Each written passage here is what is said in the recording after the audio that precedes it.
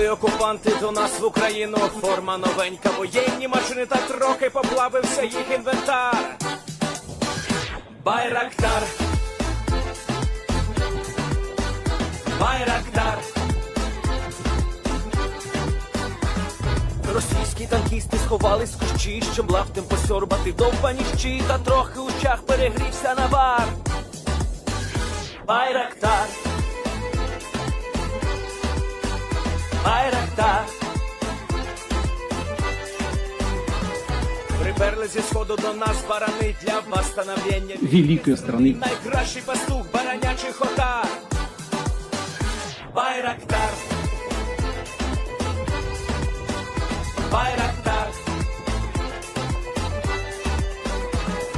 І хто води всяке озброєння різне, потужні ракети, машини залізні, у нас на всі доводи є коментар. Байрактар, Байрактар. Вони захопити хотіли нас зразу, а ми зачаїли на орків образу з російських бандитів, робить примар. Байрактар, Байрактар. Російська поліція справи заводить, та вбивцю рашистів ніяк не знаходить, хто винен, що в нашому полі глухар. Байрактар, Байрактар. Веде пропаганду кремлівський урод, слова пропаганди ковтає народ, тепер нове слово знає цар. Байрактар. Байрактар. Байрактар. Байрактар. Байрактар.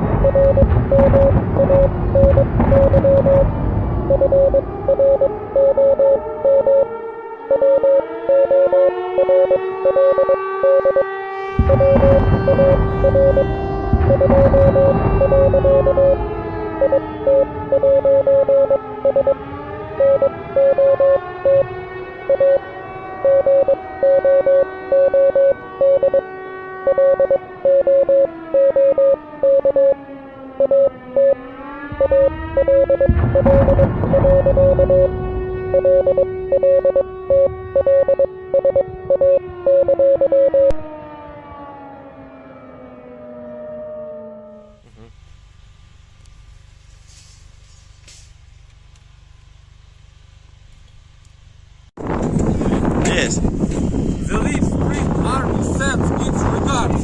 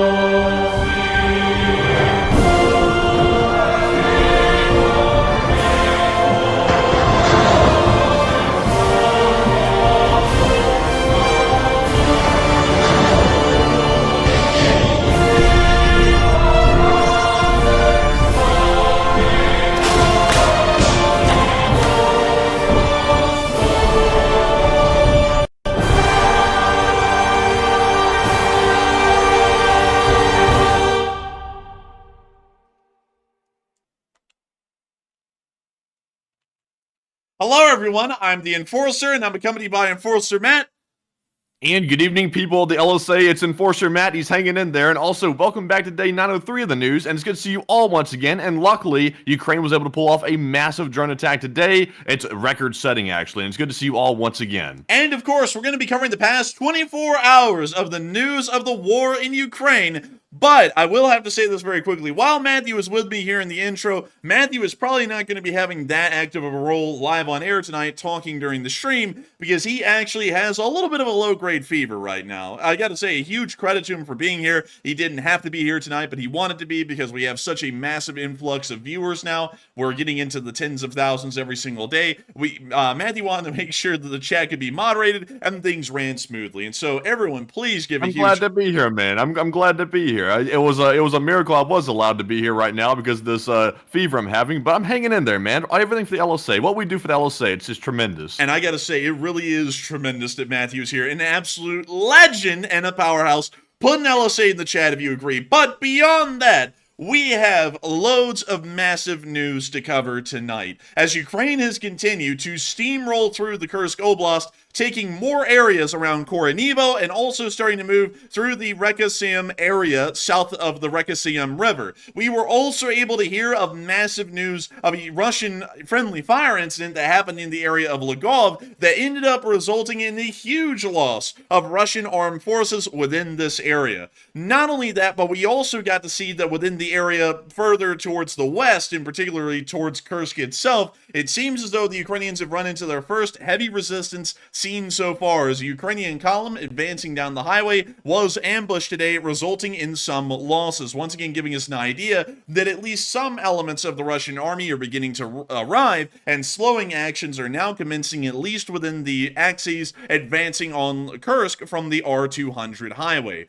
We were also able to get news once again of Ukrainian armed forces conducting actions around Koronevo. We do have clear proof, according to Ukrainian actions today called on video evidence, that the Ukrainians have made it into Koronevo, but it doesn't look like they've really made it that much farther into Belgrade at this point. It does seem as though, however, that this situation is becoming very serious, although we're not getting a lot of information on it at the moment in video and picture evidence, as the governor of the Belgrade Oblast did declare a state of emergency within the Oblast today. Very similar to how the acting governor of the Kursk Oblast also declared a state of emergency within the opening days of the Kursk invasion, like it happened about 8 days ago at this point. Not only that, but we were able to hear that the largest attack on a Russian airfield has happened today as well, happening right out in the very deep stretches of the Russian Federation in between Moscow and Nizhny Novgorod. We were able to hear that at Savoslyka, if that's the correct way to pronounce it, a Russian airfield housing MiG-31Ks, which are wildly important to the Russian war effort, were stricken by Ukrainian kamikaze drones today. And from what we can tell, serious damage then ensued from the explosions in the fire. We were also able to get additional news out of Ukraine. We were able to see that Ukrainian forces are continuing to defense around Chasiv Yar. We were able to hear that the situation is a little difficult around the Pokrovsk front at the moment, and it does appear that Russian forces are still slowly advancing down the railway berm, although taking quite significant casualties at the exact same time. Nevertheless, there has been a massive amount of news today. I cannot understate how much news we have gotten in just 24 hours. It is an unbelievable amount, and we also got to hear a little bit of information about 2 military bases that had poisoning attacks inside of Germany, which we'll also be covering a little bit as well tonight. But moving on into our first and most major breaking piece of news, and we're actually going to get to this one first. The major attack at the Russian airfield at Savoslyka. Savoslyka is a Russian airfield that is very deep inside the Russian Federation for a reason. And I'm going to show y'all Savoslyka right here. Here is Savoslyka the town. Here is Savoslyka the airfield. And you can actually see down here some very interesting aircraft. And these are incredibly interesting if you know anything about the Russian Air Force. And also, you can see it painted MiG-31K on the tarmac right there. But these are MiG-31s. And MiG-31s are one of the final purebred interceptor aircraft that the Soviet Union made, and then the Russian Federation later on ended up producing a few more of them, if you want to say. It wasn't a lot of them. But then they also ended up modifying them later to make them incredibly important in the war in Ukraine. And the ones that are incredibly important to the war in Ukraine, funnily enough, were the ones that actually ended up getting hit today. But this is a MiG-31. These are some of the fastest interceptor aircraft made in the world. The actual fastest interceptor is the MiG-25. The fastest production aircraft ever made is the SR-71. But the MiG-31 is very similar to the MiG-25. It is made for raw straight line speed, something that is incredibly important in the interceptor role. But moving on from the original MiG-31, we have to move on to the far more important MiG-31K. At least in this war, the MiG-31K is wildly important, and we can see right here a MiG-31BM carrying a Kinzhal hypersonic missile. The MiG-31K was specifically built to carry the Kinzhal hypersonic missile and to be able to fire it. This picture came from earlier testing when they were trying to figure out if this concept was viable or not. But MiG-31Ks have been used a pretty okay amount so far in the war and have always been used to fire off Kinzhal hypersonic missiles like the one we see underslung on this MiG-31 right here into Ukraine. While the Ukrainians have been able to shoot down Kinzhals and Zircon hypersonic missiles, it does pose a decent challenge for Ukrainian air defense as these targets are arriving at much faster speeds than other air targets in the past, making it a little bit less successful of an interception rate as far as Ukrainian air defense goes. The Ukrainians have a couple of options with trying to deal with these things. Either they end up getting even better air defense, which at this point is largely impossible. They've gotten the best air defense that the West can provide in the form of the Patriot, or they end up destroying the MiG-31Ks before they can take off and actually launch the Kinzhals into Ukraine. And it appears that they went with that option today, because at Savoslayka, we got to see multiple, and I'm not kidding, multiple video clips of drones flying in and striking the airfield. It is, according to the Ukrainian Ministry of Defense, the largest airfield drone attack of its kind in the entirety of the war. And from what we can tell, the damage looks like it was probably really significant. We can't tell because we haven't gotten any after reports yet, if you want to call it that, but we have been able to see the drones actually impacting the airfield, and the impacts were something to be recognized. And so here's the clip. Oh yeah. Damn, that's a shockwave off of that. Jeez. Dude, and everyone was yelling inside of this bunker, man, like it was the end of the world, man. Did you hear that? Man, it sounded like he personally got hit by the drone. Like, it didn't even hit him. Dude, why in the world did one of them sound like Patrick Star, man? Like the drone was about to hit and someone went, oh, or something like that, and then it blew up. Man, Matthew might be sick, but he knows good comedy when he sees it. It certainly is. I can't help it, man. You gotta laugh at this stuff. This guy's freaking out like he just got smashed in the head by the drone. Man, I'm telling you, dude, it was one hell of a sight today. That's no lie. This was something else. But beyond that, this clip did show one of the drones exploding on the airfield. We then got another clip showing one of the drones heading towards the airfield from a little distance away. This is apparently filmed by a Russian living in the area around the village. And so here's this clip.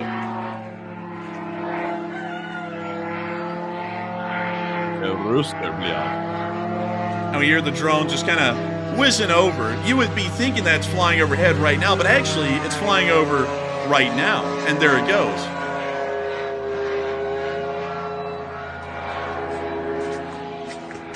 That's the end of that clip, and then that brings us on into the best clip that we got of the actual attack on the airfield at Savoslayka, which is right here. This is the longest clip that we have. It kind of combines the two together, but here it is. We can hear the air defense.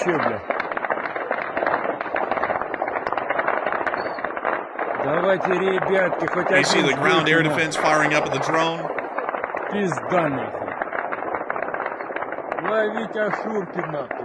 Oh, and we can see the explosion right there. Oh. We now see another clip. We can hear the lawnmower. We can see the lawnmower. It gracefully flies over. It's loud enough it's breaking the sound barrier without actually having to travel faster than the sound barrier. And there it goes.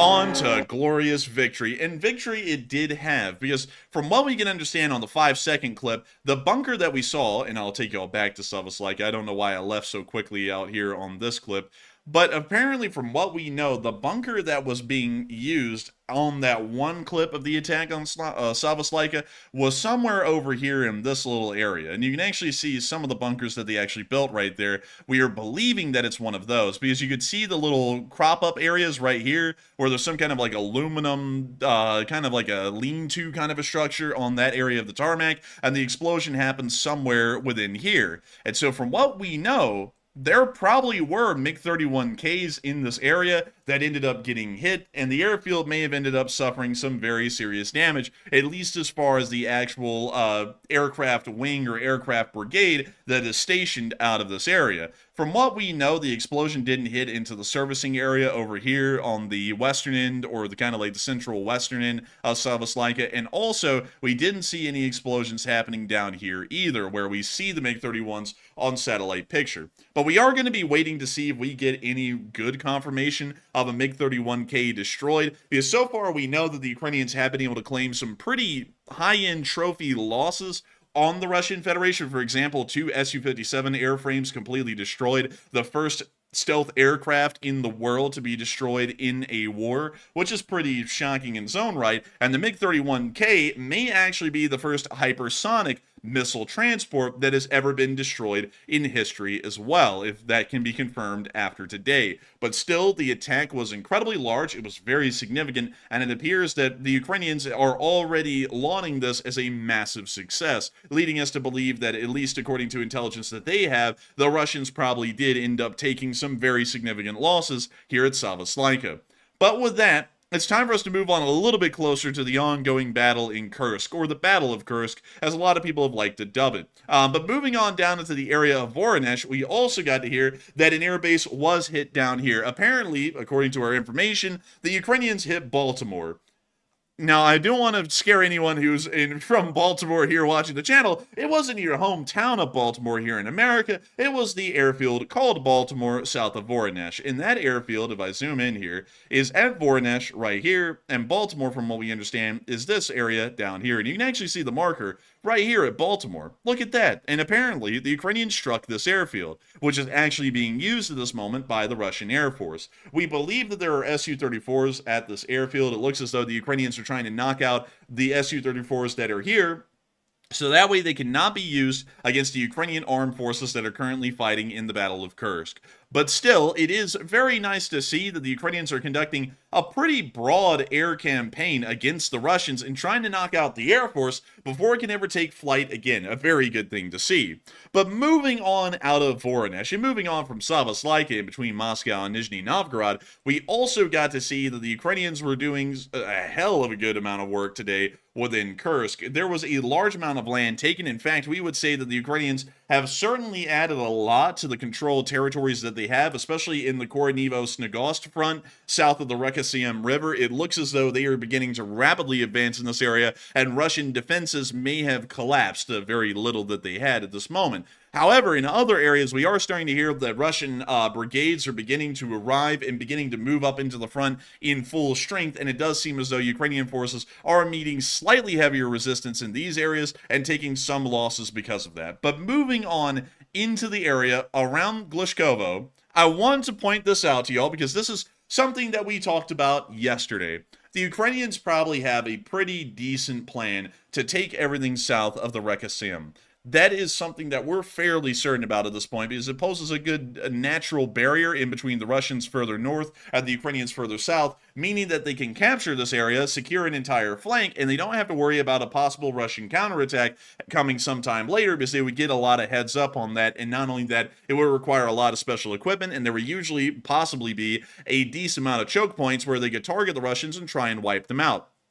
A lot like when the Russians attempted to cross the Seversky Donets River in the area around Severodonetsk and Lysychansk way early on in the war, and they ended up losing about an entire battalion's worth of armored vehicles and equipment in that area around the bridge, because the Ukrainians literally just dialed in the coordinates of the bridge for their artillery and just started slamming shells down into that area until they wiped everything out. It seems as though the Ukrainians are wanting to try and create a defensive position similar to what they had around the Seversky Donets River during that time. And we are getting information that the Ukrainians are advancing from Byakovo and further west. We were able to see that the Ukrainians are beginning to move south of the Reka, and we were able to see in this clip right here, in the Kursk Oblast, in this village, that they took the Russian flag off of the House of Culture and threw it to the ground. Isn't it kind of ironic that Russia has a house of culture, considering all the nasty things they've done in this war? I know, like, it's like, man, they're not really cultured, really. Like, I'd have to say, these people are heathens. But beyond that, still, very nice to see that they threw it to the ground. And also, another thing I'd like to say, we couldn't show this clip, is there were actually 2 clips from this town of that one Russian flag. The next clip was a Ukrainian soldier pissing on the flag, like it was actually on film. We didn't want to show that because, you know, that seems a little bit odd to show on our show, because, you know, you could see some things in it, but still very interesting to see the kind of disdain that these Ukrainian soldiers have for Russia. I just have no idea why they'd even have that kind of disdain. But nevertheless, let me move this marker where it actually is. It's further down from Byakovo. It's down here. But nevertheless, this largely confirms that they probably control Avdiivka as well. We haven't gotten official confirmation of that yet, so we're still waiting for that at the moment. But they are starting to advance south of Snagost and further west. This is also showing that the Russians have lost the Battle of Snagost, and the Russian border guard forces that were there engaging in that small skirmish for about a day or two are most likely falling back towards Glishkovo itself. And we are also getting a very interesting announcement as well. The Russians have issued a mandatory evacuation for the Glishkovo district of the Kursk Oblast. This entire area in green has to be evacuated. There is no ifs, ands, or buts. Even if you want to stay, the Russians are going to make you leave. There are 2 major towns within the Glishkovo district of Kursk, Glishkovo and Tekhino. Tekhino is right along the Ukrainian border. Glishkovo, we've talked about a lot, and it's kind of important to talk about the kind of environment or the kind of terrain that we're seeing in this area that makes it seem like the Russians may actually give it up. One, there is only one bridge that crosses into this district, which is right here in Glishkovo. If this bridge is hit or wiped out, there is absolutely no way for the Russians to reinforce any of their forces south of this river. There is absolutely no way. There's no other roads that lead to any other bridges in the area to be able to make that crossing, and for this reason, this entire district of Kursk is precariously pretty much on the precipice of being completely wiped out as far as Russians getting access and reinforcements into this area to try and defend it, and so it's a largely untenable defensive position for the Russians if that bridge was to go. Another reason why the Russians are probably giving it up is that the Ukrainians seem that they're going to create a pincer from Tekhino and also from the area of Snagost onto Glishkovo and possibly cut off the small amount of Russian border guards that are in this area and force them into surrendering. While the Russian border guards element in this area is assumed to be about a battalion and maybe a couple of additional companies attached to the battalion, it's not a large force. The Russians still don't want to lose it, though, because you have to remember that the Russians are still desperately trying to cobble together a defensive force in this area, and even losing a battalion and several companies is going to be a major loss at this point for the Russians. That would be about 1,000 Russian soldiers that are probably in this area right now in the border guards forces that would be lost in manpower in the future and would never even have a chance of being recovered. So for that reason, we believe that not only are they evacuating all of the civilians out of Glishkovo, they are most likely evacuating the armed forces as well and telling them to already go ahead and cross the Glishkovo bridge. There is, of course, a second option. This is quite likely as well. The Russians are incompetent. They don't realize there's a single bridge crossing this marshy area around the Seym River, and so for that reason, they're probably not going to order a withdrawal. If that's the case, that's actually a good scenario for Ukraine, because while the forces may stay on the southern side of the river and the resistance may be heavier than normal, it is going to ensure that these forces eventually end up being forced to surrender, because the bridge at Glishkovo is either going to be destroyed by Ukrainian fire, or the Ukrainians are going to cut off the retreat path across the bridge at Glishkovo. Either way, the Russians are largely going to be screwed if they keep their forces here, so it's going to end up going one way or the other. The Russians are going to preemptively withdraw their forces from the area of Glishkovo, or they're going to end up getting stuck on the southern side of the river, and then they're going to end up surrendering because they really have no other option. But still, at this moment, it does seem as though a lot of people are starting to see a very interesting trend from the Ukrainians. it's very obvious, like we're talking about right now, just in the Glishkovo district of the Kursk Oblast, this isn't any kind of a small offensive effort. This is something that the Ukrainians seem to be making a permanent ordeal. We've even heard President Zelensky say today that if necessary, a military command post could be set up inside of the Kursk Oblast to make sure that the Russian Federation does not regain this land and that this doesn't end up being a temporary incursion. And a lot of people, and also, yes, Matthew, I'm building up for that right now, actually, and a lot of people are wondering, is Ukraine's main strategy, what is really Ukraine's main strategy of invading mainland Russia? Is it a land-for-land exchange? Is it a distraction to draw Russian forces from other areas in Ukraine and up here into Kursk and Belgrade?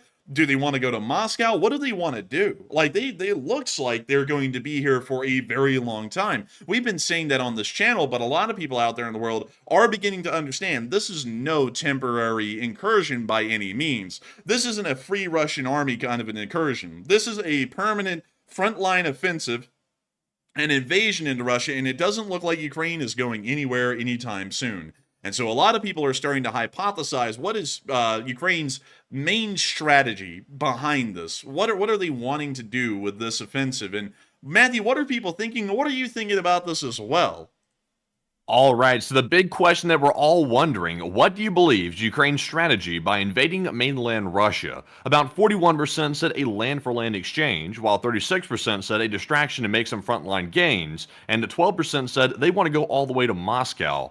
And on this one, I would honestly say there's arguments for several of these options right here, but for me, I would have to lean into the land-for-land exchange option because I don't really see the Ukrainians going all the way to Moscow. That's a little bit too lofty of a goal right now, and even though the Russians are on the defensive, and in fact, they're really having a hard time defending their mainland whatsoever, Moscow is a very lofty goal, even for the current situation. So I would say most likely the land-for-land exchange. Ukraine's probably going to try to take Belgrade and Kursk, those entire regions, which is pretty lofty in itself, and then try to exchange it for some of the occupied Ukrainian territory. Also, another option as well, the second most likely option, is that it could be a distraction to make frontline gains. But I think that kind of works into the land-for-land exchange option there at the same time. So they kind of go hand in hand somewhat. But Enforcer, what say you? I would have to say that in my opinion, I'm seeing a lot of people say this in the chat, and I've got to address this really quickly. A lot of people are saying, obviously, you don't invade Russia with just one objective. I mean, of course, but there is going to be a primary objective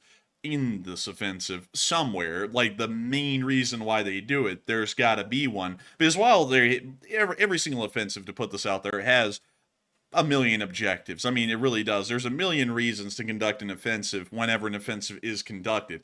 But there is always going to be one that is a little bit more important than the rest. Like, for example, with the Ardennes offensive in 1945, well, in late 1944, early 1945, around the area of Bastogne, the Germans were hoping with the Ardennes offensive that they would be able to crush the weak Allied forces within that area, race to the sea, and be able to split the British and American armies apart from each other and possibly try and broker some sort of a peace arrangement with them so that way they could focus on fighting the Soviets. It was something along that line. That was the primary goal. And sure, there was a lot of other reasons. Like, for example, Bastogne was a small supply point and a major roadway within the area that allowed Allied forces to flow further north and south, and so cutting it off would be a good reason for that as well. I mean, sure, there were plenty of reasons for the Ardennes offensive that the Germans conducted at the later end of World War II. There was a million reasons that they conducted it, but there was a primary one, like the one I stated at the very beginning. They're trying to divide the Allied forces in two and possibly find a way to broker a peace agreement, although they're really losing the war at that point.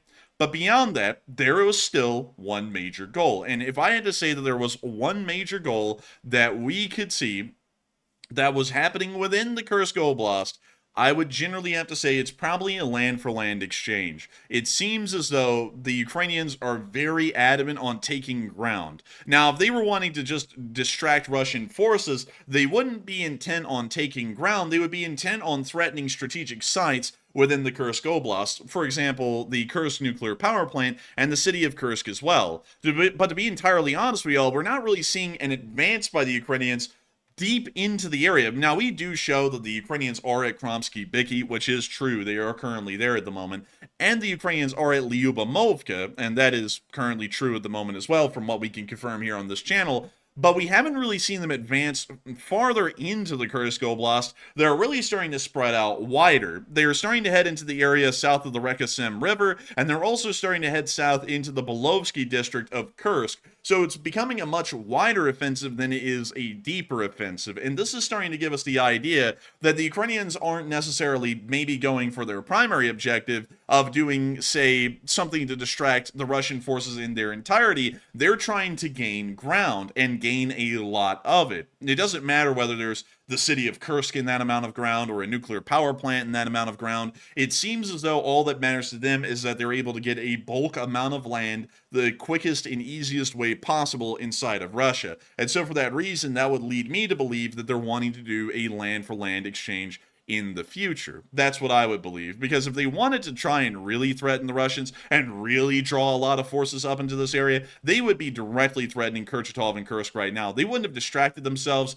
with secondary offense on the floor right now. So it's back. I don't know what happened right there because the entire time it was showing green. I have no idea what happened right there. But anyways, it's a DDoS attack. We know what it is. But anyways, moving on from that, the Ukrainians are also advancing into the Belovsky district as well. And they are clearly trying to take all of the land that they can. They're going to probably try and exchange it in the future for territory inside of Ukraine, and eventually do that until they're able to get the majority of their territory back, or at least the most important territories in Ukraine's eyes. But still, with that, I hope that does Oh, and also, one other thing. I saw Valery Gerasimov in the live chat say this. They said, could it be to cause a political crisis? That could be maybe a fifth option here. Maybe it's because all the people that are having to evacuate from Kursk are going to have to go somewhere else, and that might create a civilian crisis, a humanitarian crisis in Russia, which puts a lot of strain on the political system, including Putin's regime. So that could be a sort of like a more of a secondary effect of it, not necessarily the actual intended result, but that could be a reason as well, because that's going to cause many issues. First of all, the Russians are very upset on the border because their homes are getting invaded, and they're having to flee. And then on top of that, they're not going to have anywhere to go, and they're also not going to have food or clothing wherever they go, because of course these Russians are not very wealthy. Hello? Hello. Did you end by saying they're not very wealthy? They're not very wealthy, and the Russian government is not going to step in and suddenly help them out and give them wealth. So, it's not going to go good on any front when it comes to this evacuation of the civilians. I couldn't tell right there, Matthew, if you had stopped talking or if the mic had cut out, because I was like, that sounded like you were keeping on going, and I was like, are you there? That damn Discord, man. I'm telling you what. It's doing that on the regular these days. I know, it's annoying the hell out of me now. Like, it really is. Like, I wish we could find something better, but there really is nothing better than Discord, to be entirely honest, and that doesn't really say much for this kind of a communications world on the computer. But beyond that, I would have to say it's 100% trying to take land so that way they can exchange it for Ukrainian lands on in the future. That's what I would believe. But with that, I hope I addressed that fairly well, and with that, it is time for us to get back into what is going on past the Glishkovo area, in between Tekkino and Snegolsk at the moment, and this brings us up towards Koronevo. At the moment, we have been able to hear that Ukrainian forces have made more ground around the area of Koronevo and appear to be advancing a little bit north of the town from what we can understand. We were able to see that more Russian soldiers were taken prisoner around the area of Koronevo. We can see about 6 of them right here, so about a Russian squad in total. Missing about 1 fire team from this though, so largely a Russian squad. And we see the 2 Ukrainian soldiers right here that took them prisoner. They're going to be moved back down to Sudza, where they're going to be processed, and then they're going to be moved deep into Ukraine to a prisoner of war camp where they'll be sitting out the duration of the war. But still very nice to see, once again showing that Russian forces have a fairly low amount of morale, because it doesn't really seem as though many of them are giving the kind of fight that a lot of people were expecting. And it's something that I've got to make sure to note a lot, because I'm seeing a lot of people out there, and I want to put this out there because I'm seeing some bots, I'm also seeing some other people saying some interesting things about the ongoing Kursk offensive and what's going on in this area. Some people are claiming that the Ukrainians are already getting beat back. We have absolutely no information to confirm that the Ukrainians are getting beat back at this moment. From what we know, the Ukrainians still outnumber the Russian forces in the area at least 3-1. That might be changing though over the next week to about 2-1, and then in about a week or two after that, 1-1.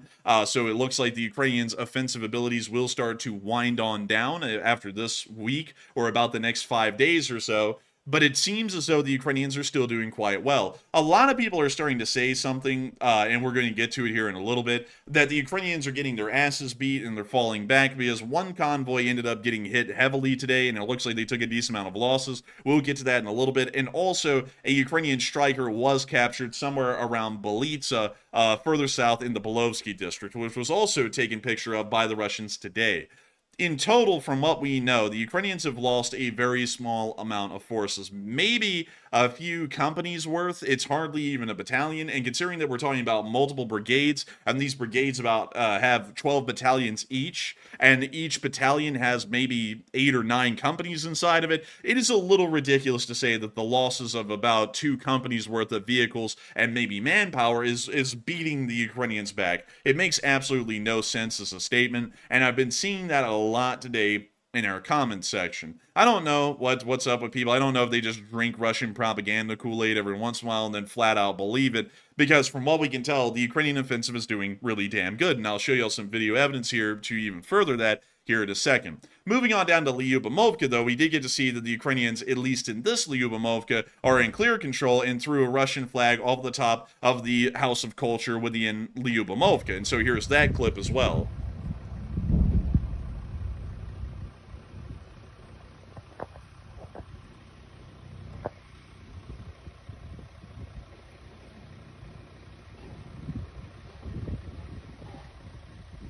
We see him up there trying to get the Russian flag off of the House of Culture. This is another House of Culture? Another House of Culture. This one doesn't really have a lot of culture either, does it? No, not really. The building looks like shite too. Yeah, it's like a train station shack or something.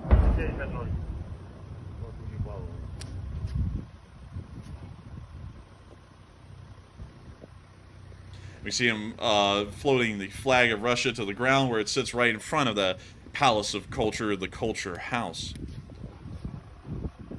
And then he's going to clean his shoes with the Russian flag.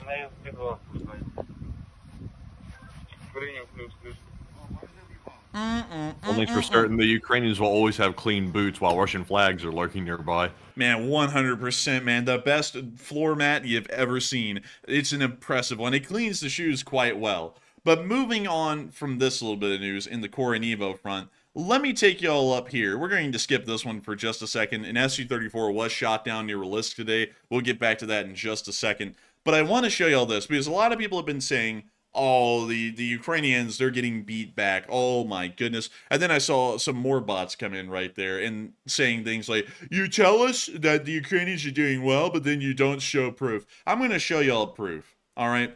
This is Kromsky-Byky. This is as far as we know, at least that we can confirm, that the Ukrainians have made it towards Lvov. We can't really confirm anything much further than that, and we did see that the Russians took a massive amount of casualties in a friendly fire incident today within the area in between Kromsky-Byky and Lvov as well.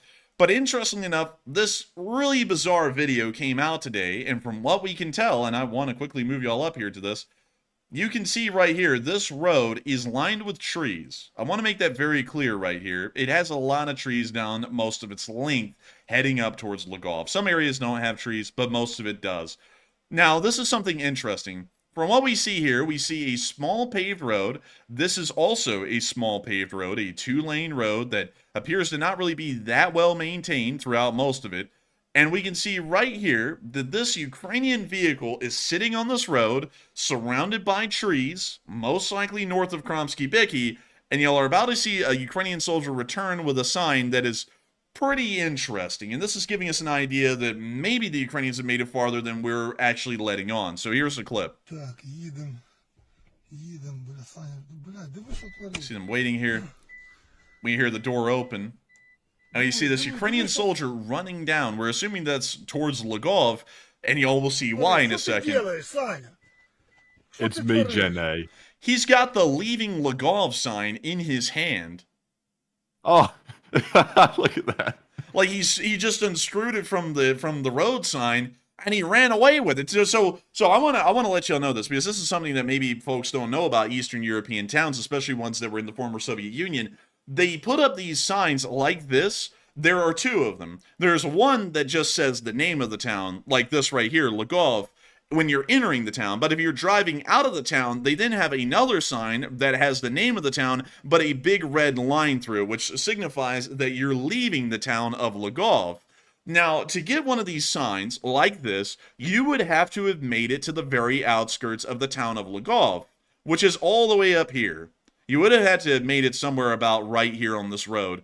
And sadly, I wish I could show you all this, but they don't have street view in this area. But you would have had to have made it somewhere about right here on this road, or maybe about here, to have been able to unscrew that sign from its post on the road and then run away with it and steal the thing. You would have had to have literally been at Lgov to do that. This guy has the sign, and it's showing that the Ukrainians, or at least, made it to Lgov. I mean, they're right outside of Lgov, because for them to steal a sign like this, there apparently is some ability for the Ukrainians to have made it all the way up there. But what's interesting, though, and I want to tell you all this, because this is also like contradicting intelligence that we have at the moment. We have intelligence that a Russian convoy was traveling along this road today north to Lgov and ended up getting blistered by Russian friendly fire, and most of the convoy ended up getting wiped out. But still, beyond that, this one little clip right here that we're seeing, and I want to hit this time and time again, it is showing that apparently there's almost no Russian forces in between Kromsky-Byky and Lgov, because this one Ukrainian car could just drive pretty much right up to the town, and they could steal one of these signs right off of the side of the road. So it's showing us that there's not really that many Russian forces in this area from what we know, or the Russian forces are so disorganized and so spread out, there's these massive gaps that the Ukrainians can pretty much just drive through right now. But let me show you all the rest of this clip. Надо. Нафиг воно тобі надо? А зачем воно льговцям? А ти знімаєш? Да. Дорогі льговці, львів'яни. Воно вам вже не треба, я вам нову повішаю. З українською назвою. Це вам за унітаз мій. Ласкаво просимо. We now see him putting the sign in the back of the car as a souvenir. And now they leave. But it still gives us a fairly clear idea that the Ukrainians are making it a lot further than we were assuming. And that's something that I have to say is a very important thing to note, at least within the Lgov direction, and also something to directly counter and combat the statements by pro-Russians or people who are drinking the Kool-Aid of other YouTube channels out there that are saying that the Ukrainians are not doing that well. They look to be doing incredibly well to me, because for them to have gotten that sign, they had to have made it to the outskirts of Lgov. Now, of course, I want to make this very clear. While this one group made it near Lgov, this could be a forward element of a larger force that hasn't made it there yet. This doesn't really confirm that the majority of the Ukrainian armed forces have made it to Lgov. It's just small forward elements that have. Most of the Ukrainian forces, from what we know, are still tied up in the fighting around Kromsky-Byky at this moment. But with that, also, let's see here. Vinyl Vish Records said you can see the sign on the E38. So I'm assuming it would be somewhere out here, because this is about the outskirts of town, and we can see some signs up there. Let's move up the road a little bit, because they are going to have signs like these on all corners of the town where you're leaving. Wait a minute, hang on. What does this sign say? This one says, sadly, I have no clue, but that's not the Lgov sign. And so let's move further down. We can see one sign there. We can see a sign right there. That one says something about Putin. It's not Putin or something. It's like, I don't even know what that means. That is interesting, though. But let's move further down. I'm trying to find the Lgov road signs. And we've kind of made it into Lgov at this point. So if we don't see the road signs here, I'm going to be very confused. Wait a minute, hang on. There we go. There's the Lgov sign. And there's the sign I'm talking about. There is one of the leaving Lgov signs, just like this guy was holding up in the clip. And let me go show you all the clip again, because the signs do match. They are the signs that they would put up on the outskirts of Lgov. There it is. There's one of the signs. They are the same signs that they put on the edges of these towns to let you know that they're leaving. And now they did not get on the E-38. I would know that for sure because the Russian reinforcements heading towards Rlysk are traveling down the E-38. So clearly, they would not be able to get onto the E-38, but there is another series of signs like this one, and let me spin around, like this one right here as well, that are inside of this road right here that travels from Lvov to Sudzha, or however it's pronounced.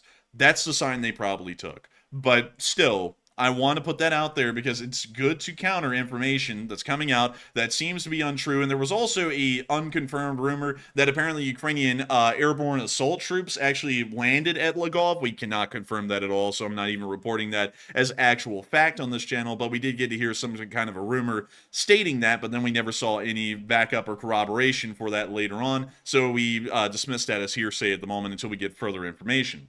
But moving on from that, we did get to hear the Ukrainian air defense is apparently very strong in this area, as an Su-34 fighter bomber was shot down. This is once again giving us an idea that the Russian Air Force is going to have an incredibly difficult time fighting in this area because the Russians largely are using at this point to make any kind of progress in Ukraine the Su-34 fighter bomber and letting it drop glide bombs like the Fab 500 or the Fab 3000 onto Ukrainian forces, practically obliterating defensive positions and allowing the Russians to be able to advance forwards. That's the only reason why the Russians have been making any advances near the area of Pokrovsk over the past few weeks. The Russians rely on air power at this point to try and get any form of forward progress. And the fact that these Su-34 bombers are now getting shot down in fairly consistent rates, about one every 2 days, it is showing us that there is a competent enough air defense system in the area that they're able to spot, engage, and destroy these Su-34s way off of the standoff distance that they would be at dropping off these glide bombs. Once again showing us that this Ukrainian force inside of Kursk has a heavily integrated and a very powerful air defense element attached with it. But moving on finally and getting into a lot more detail in the Koronevo direction, we were able to see that Akhmat did come under Ukrainian fire today. This was actually filmed by the Akhmat, so check this out. Oh! Блядь.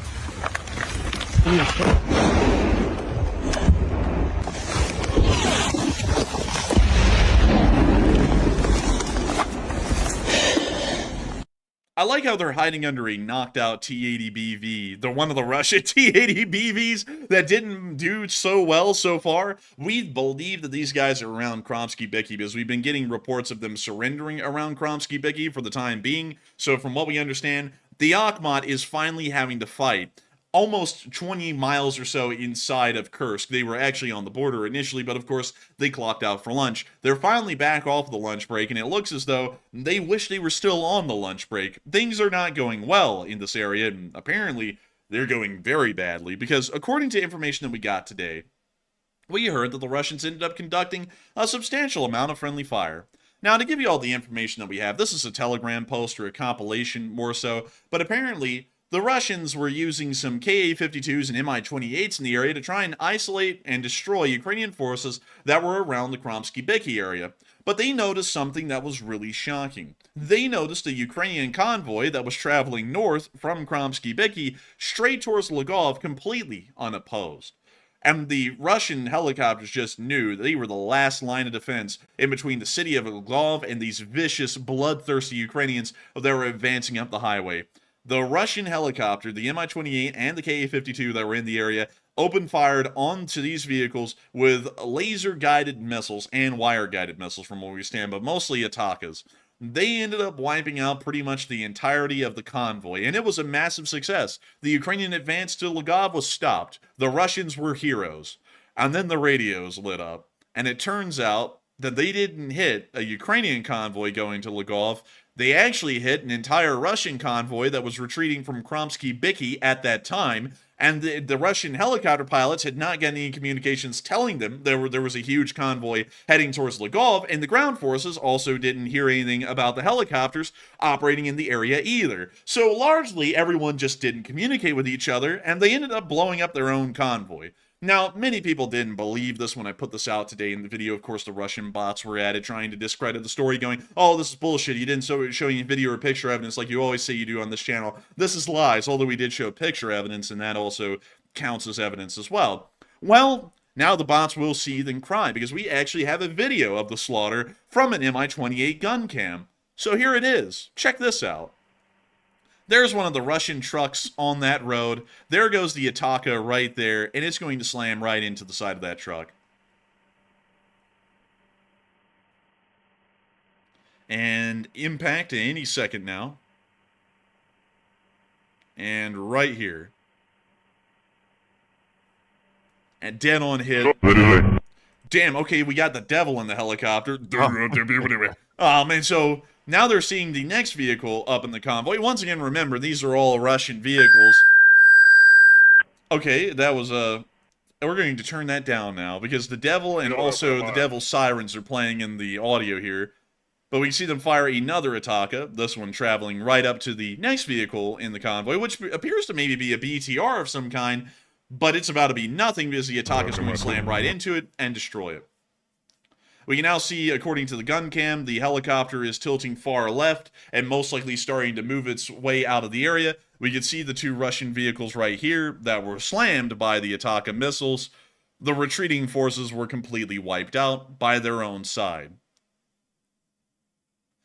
Pretty horrific stuff. I'm not going to lie. Friendly fire incidents like this have happened in the past, even for the United States in the Gulf War. There was actually a famous incident where two Apache gunships ended up engaging a British force inside of the Iraqi desert during 1991.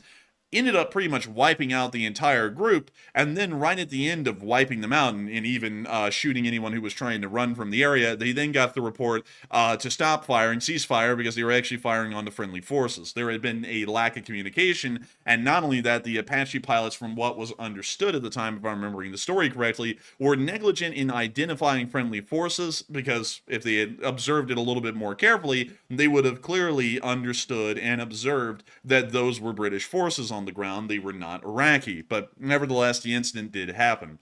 However, Russian friendly fire incidents happen, from what we understand, at a far higher rate than they ever occur within Western forces. This is a fairly run-of-the-mill sort of a situation for the Russians, but once again showing us that the Russian Federation is having a very poor lack of coordination in this area. In fact, from what we understand, the Lvov front at this moment is probably the weakest one that we're seeing right now. There is some resistance that the Russian border guards and forward elements are putting up around the area of Koronevo at the moment, while there isn't really much at all in the Glishkovo area anymore. There is also a fairly, from what we can tell, there's a much stronger amount of resistance in the area of Lyubomovka over here on the third finger of the offensive. There's really not a lot of efforts being made down in the area of Belitsa at the moment. There are some, but not that many. But from what we understand, the Kromsky-Bicky area is the weakest part of the front at this moment from the information we got today. The Russian forces here are surrendering en masse. The Akhmat is present, already weakening the frontline defenses that they have.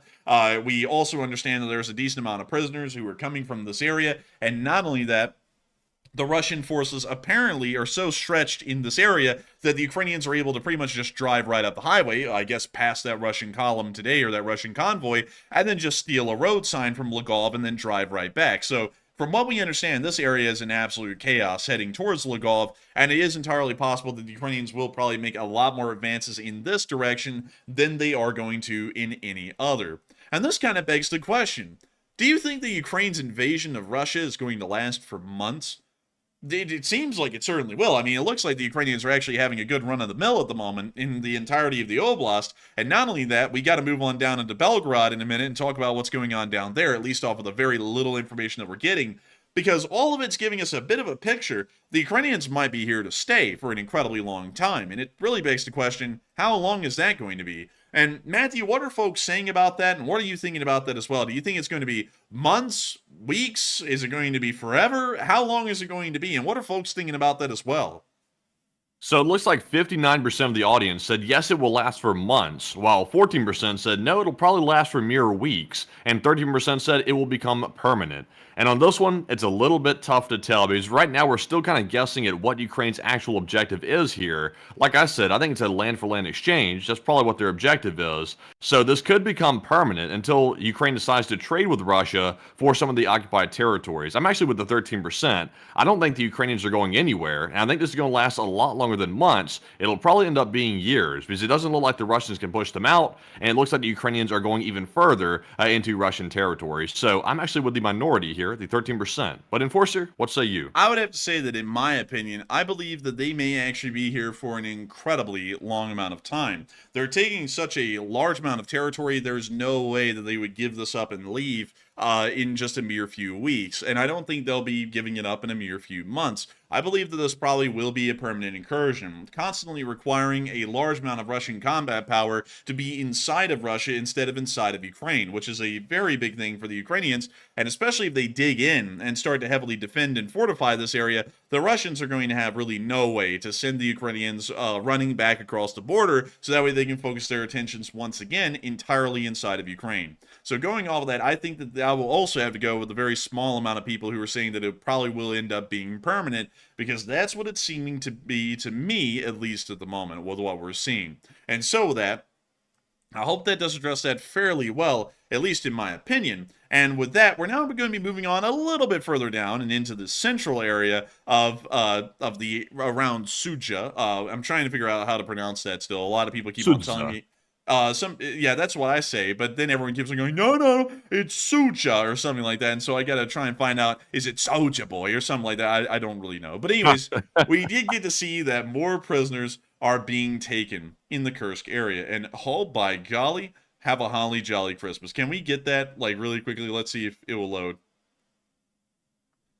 I be dipped. I guess that tweet's gone because it's not letting me find the tweet. But there were more prisoners taken. Trust me, bros. I had picture and video evidence for that, but for some reason it's not loading right now. But there were more prisoners even taken within that area as well. But it's now time for us to move on down into Suja, if that is how it's pronounced. And well, you know what? What if I just called it Soulja Boy? Like, what if I called it that? That would be. I don't know about that, man. Dude, I mean, goodness. what? You know what? I want to start a petition, folks, for the Ukrainians to rename the town of Suja Soulja Boy, because I want it to be called Soulja Boy. That would be easy for me to say. But anyways, we did get to see the Ukrainian forces are still enjoying the town, as we got to see a photo op in front of the village council area of Zaleshinsky, or Zaleshinsky. There we go. And we can see some M16 A4s. Really cool to see right there. And we can also see the building as well. This is actually just on the northern end of Soulja Boy. Right up here within this area is this building. But still really neat to see that they were able to get to it and take some pictures and have a fun time today. We were also able to see that some Ukrainians went shopping inside of the town as well. And we're going to be muting that or whatever, so we can see him wandering around in there with a little itty bitty shopping cart. I mean, that's like a children's shopping cart here in America. But they got the Cokes. Aw, man. And they got a whole bunch of Listerine and stuff too. Really, really nice to see. They're getting the essentials. But beyond that, I want to also show y'all something as well. A lot of people have been talking about this. I wasn't able to check this out on stream, but, well, before the stream, so we're going to be checking it out on stream. But I have heard that the Ukrainian army is apparently leaving some sort of reviews on a gas station within the town. And so I want to find the gas station. So... Oh, they're leaving reviews on everything, man. Gas stations, I think supermarkets too. They're saying the facilities look a little bit rougher than they're used to and stuff. It's crazy. Let's see here. Sort newest. Okay, so this... Dang, there's no new reviews on Burger House. So what about this one? Let's take a look over here. Newest. Okay, so no reviews there. Wait a minute. Maybe it's this gas station. Okay, so let's take a look at this. So interestingly enough, like, all the reviews from this area are now like 3 years old. That's really interesting. I wonder if they're getting deleted, because a lot of people were saying that these reviews existed. I'm not seeing them at the moment, so I'm guessing they were deleted. Let's see if we can find another gas station. Let's see. I got one for you, Enforcer. I'm going to text it in the live chat here. Someone shared that with me earlier. So let's see. Civet. So look up this one right here and see if that one has the bad reviews. Okay, so let's see here. Okay, so here we go. Koronevo, apparently. So, and that is it. Yeah, that is it. So let's take a look at the reviews. Let's see. Once again, They've been deleting them. they've been deleting all of them. So, like, every single review, folks, is like 2 years old now. Like, all of those reviews that everyone was talking about earlier today, they're gone. We just can't find them anywhere. So that's pretty sad. I was hoping we could find that live on stream and get a good laugh, because we always love reading reviews and laughing at some of them. But sadly, we don't get to do that today, apparently. But anyways, with that, we are starting to see that the Ukrainians are having a holly jolly time in the town. They're shopping, they're taking pictures. It's like a tourist location, and it kind of is, because Ukrainians haven't been able to go into Russia for years. These are some of the first Ukrainians to make it into Russia. You got to give them a huge amount of credit for that. And damn, thank you, Khan. Huge thank you to you, Khan. Massive thanks. And also, we have a lot more news coming from the areas of the Belovsky area and also up here as well. But before we get into that, I do want to make sure that we address at least a couple of questions, because we have a pretty decent amount of questions. And moving on into our first one, which of course goes to Khan, who just threw in that super chat. We have a $150 super chat from Khan. Hey! And Khan said, in a ground war with 2-year combat hardened veterans, Ukrainians versus Russian, drag off the streets, conscripts? Just sad. Watch the movie 300. This is madness. This is Sparta. No, this is Ukraine stomping Russia into the dirt. Putin. And I gotta say, huge thank you so much for the support, Khan. And I would agree with you. When you put Ukrainian forces that are battle-hardened and have been fighting for years inside of Ukraine with pretty high morale up against Russian conscripts that have absolutely no hopes, dreams, and aspirations of really doing anything, rather than just praying that they can get out of their service without having to do anything, it's not going to end well. And we're starting to really see that it's not going well for the Russians, especially in the Lvov front at the moment. In the Snegorsk area, it's also not going well. In the area around Lyubomovka, however, it does seem as though that front may actually get stopped pretty hard here really soon. But down in the Belovka area, or the Belovsky district, it also seems like the Ukrainians are still making progress in that area as well. And I gotta say, it really does seem as though that is the case. It's just the Russians are getting stomped really all over the place, and there's really no chance of stopping that anytime soon, at least in Russia's mind, or really in realistic reality. But still, with that, I gotta say, a massive thank you so much for the support, Khan, and helping this channel to keep on running. That is massive support. It is the largest super chat of the night, and I gotta thank you for supporting this channel and helping it to keep on running, because like we say time and time again, it is just folks like y'all who help to make this thing possible, who help to keep this channel running. It is an ad-free, sponsor-free stream. The monetization is off. It's off on literally every single stream. And you know what? Since we have new people here, I feel like I have to do the obligatory look at the live streams thing and show y'all. So really quickly, let me move this over on screen. As you can see right here, the monetization on all of these videos is off. We don't run ads on them. We also don't have the paid sponsorship thing attached to these either, which would show up in the control room if we had a sponsor on any of these. All of the streams we run are ad-free and sponsor-free, and that's because we try and monetize this channel as little as possible. But at the same time, we do have to make a living doing this, because this is our full-time job. And so for that reason, we take in super chats, which is when the viewers enjoy the channel enough, they want to support it and help it to keep on running. And Khan is the biggest supporter of the channel tonight. I got to give a huge thanks to you once again for supporting this channel and helping you to keep on running, because it is folks like you helping to make this thing possible. And if it wasn't for folks like you, Khan, we wouldn't be able to be here every single day like we have been, covering the news like we are tonight. And so a huge thanks to you once again. And also really quickly to address this for everyone else who's here right now and wondering, that are new, do we have to pay to have a question answer, kind of like Khan just did? No, you do not. There are live chat questions. You can literally just ask a question in the chat, just directed at Enforcer Matt. So I'll show y'all how to do that in the chat. It's going to show up a little bit before I say this, so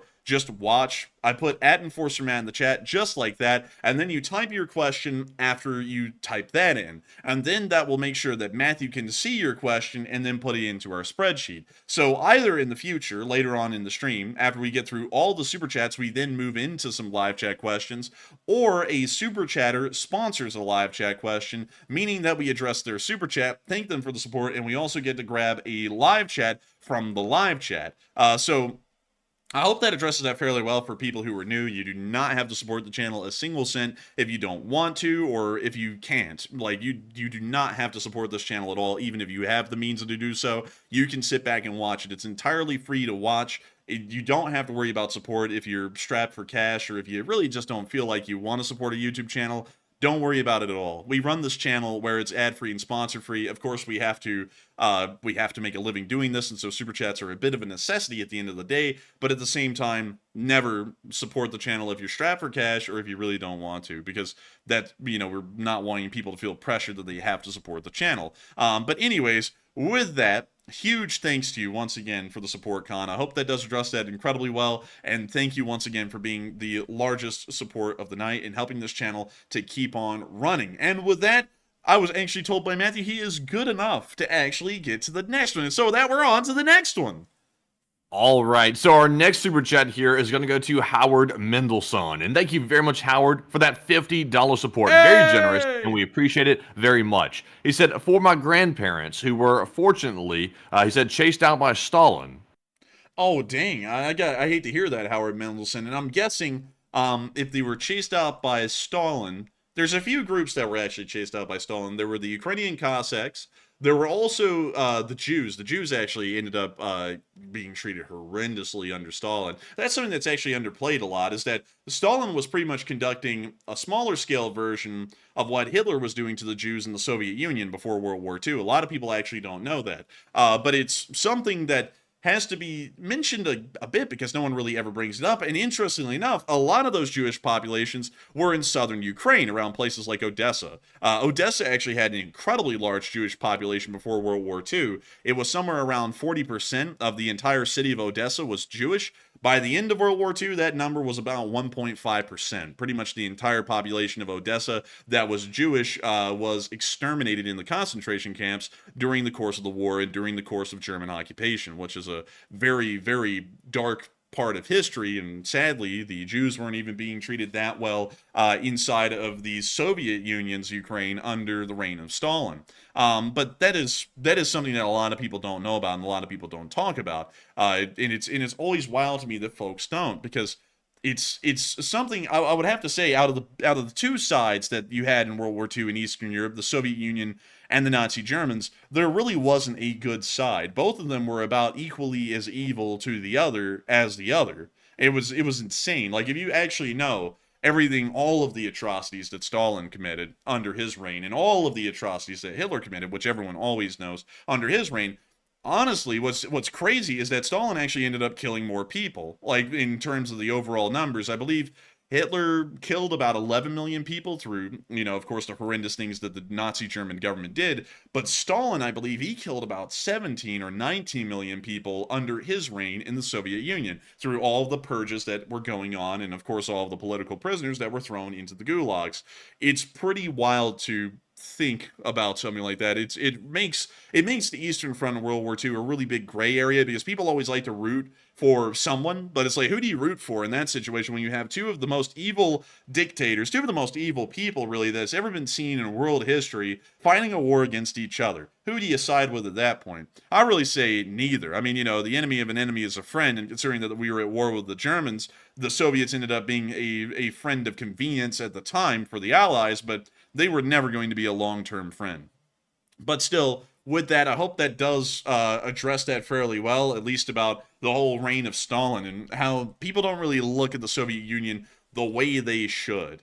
And I feel like what's interesting about this, kind of talking about this on a bit more of a academic level, I feel like the hate for the Nazi Germans, which is very well deserved, is so large. People have to look at folks that fought against the Nazi Germans as always being better and good in some way, and this has led a lot of people to believe that the Soviet Union was actually a pretty okay place. It was run by somewhat okay people. I think that's why a lot of people never look at the Soviet Union as horrendously as they should, is because the Nazi Germans really took the cake for looking horrendously evil. And so the Soviet Union kind of gets a pass, although they actually ended up killing a lot more people, and I would say that they were equally as evil as the Nazi Germans. And a lot of people just, for some reason, completely gloss over that, or they act like the Soviet atrocities were acceptable, while the Nazi German atrocities, which this is the correct saying, are wrong. Both of them are wrong. I don't know why people try and like split hairs with that and act like the Soviet atrocities were somewhat okay, but the Nazi German ones weren't. I feel like all of them weren't. I feel like there really is no discernment in between the two.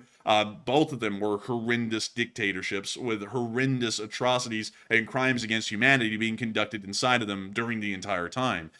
So I would certainly have to say pretty freaking horrendous stuff. Also, J&P Traveler said, Nazi kept detailed records. Not sure the KGB did. Actually, the Nazis kept really good records. It's just that they burned most of them before the Allies could get to them, so that way they could try and hide most of their crimes, which is why there's actually a lot of Holocaust deniers these days, because they say that, there's no documents, there's no records. It's like, well, no shit, they burned them. Like, they were burning them en masse all across Germany. I mean, the reality is that in most of these camps, the Germans would try and wipe out as many of the prisoners that they had in these camps before the Allies arrived. And so that way, the Allies didn't actually get to hear from anyone in the camps what was really happening. Maybe it was just a prisoner camp of some kind. Maybe the atrocities weren't that bad because there's no witnesses to talk to. That's at least the logic that the Germans were going off of. But they ended up actually leaving survivors because the Germans ended up running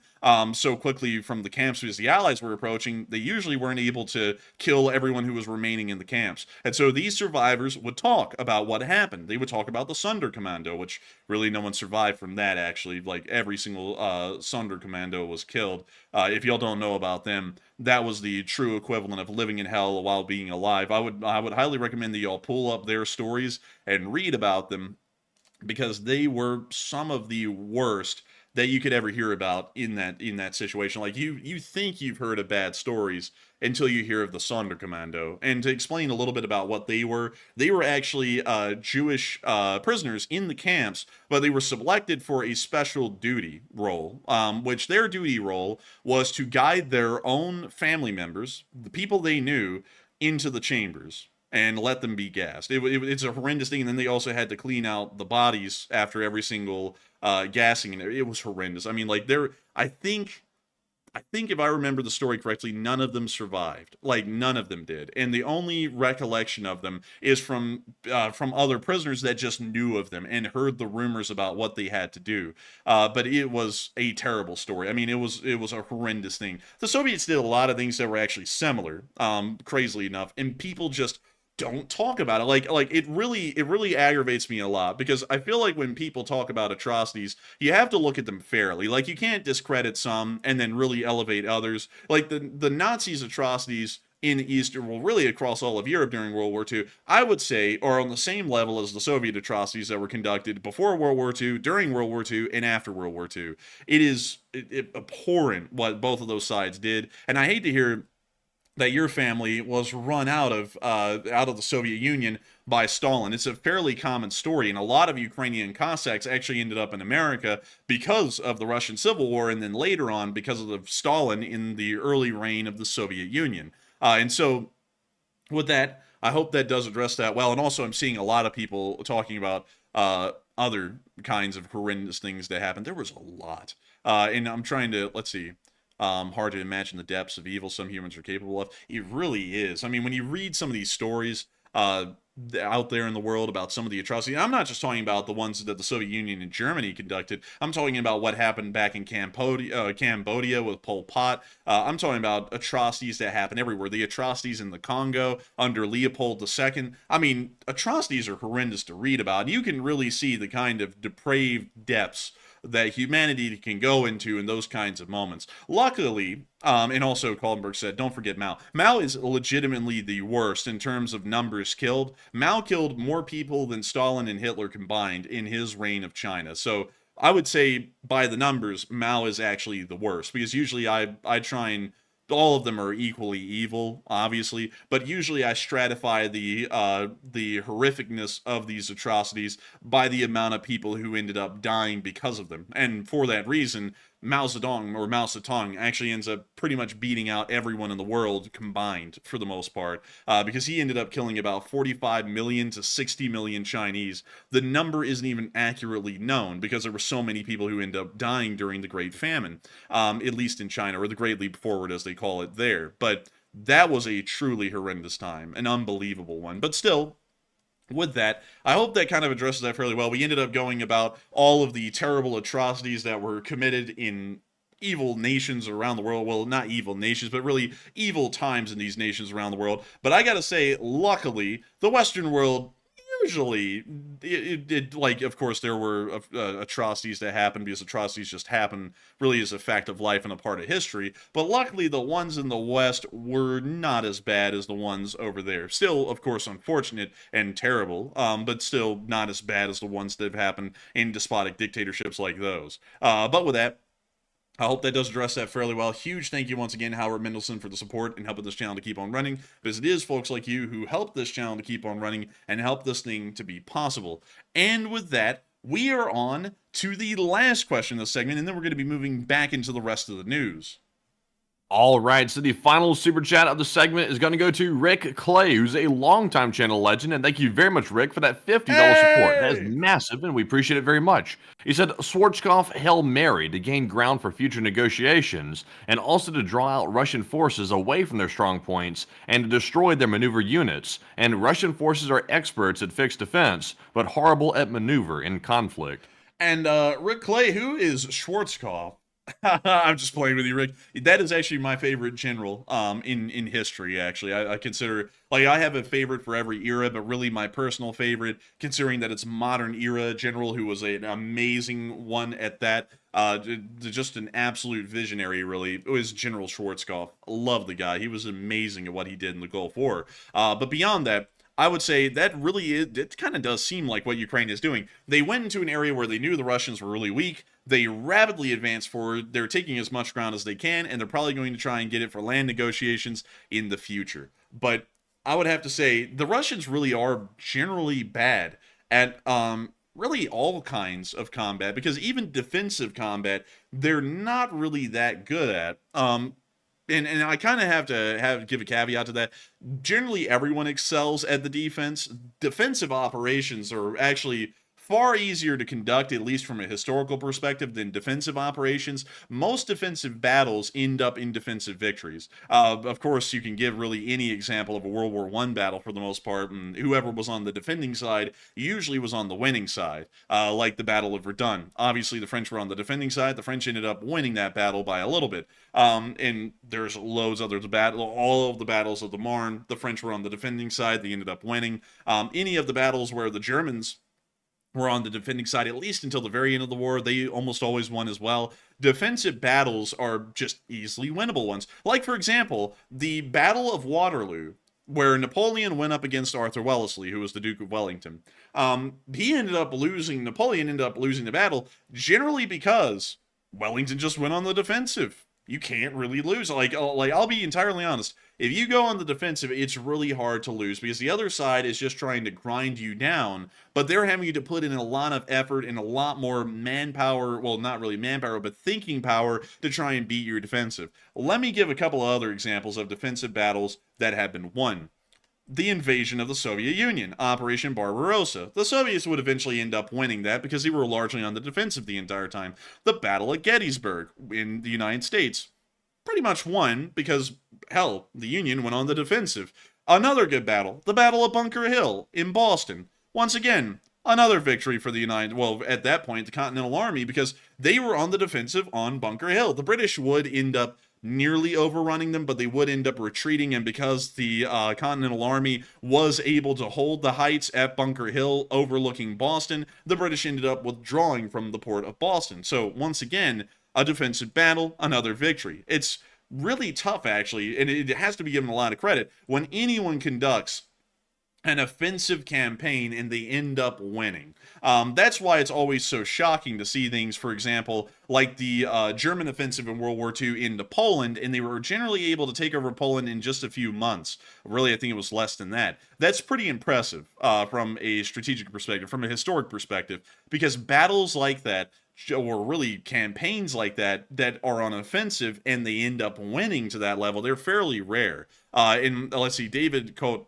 said, "What about the Alamo?" That's true. That one's not really a great example, but then again, there was only 137 guys in the Alamo, and they're going up against, what was it, Santa Anna's army of nearly 7,000. Well, hell, I think it was more like 5,000 men. But still, they were so outnumbered at that point, there was no way of winning. But still, if they had enough numbers, they probably would have been able to hold off. I saw someone else say Breeds Hill. Breeds Hill is a pretty good example. The Battle of the Bulge is a really good example. Once again, the Allies were on the defensive. They ended up winning. The Battle of Britain, on the defensive. They ended up winning. Let's see here.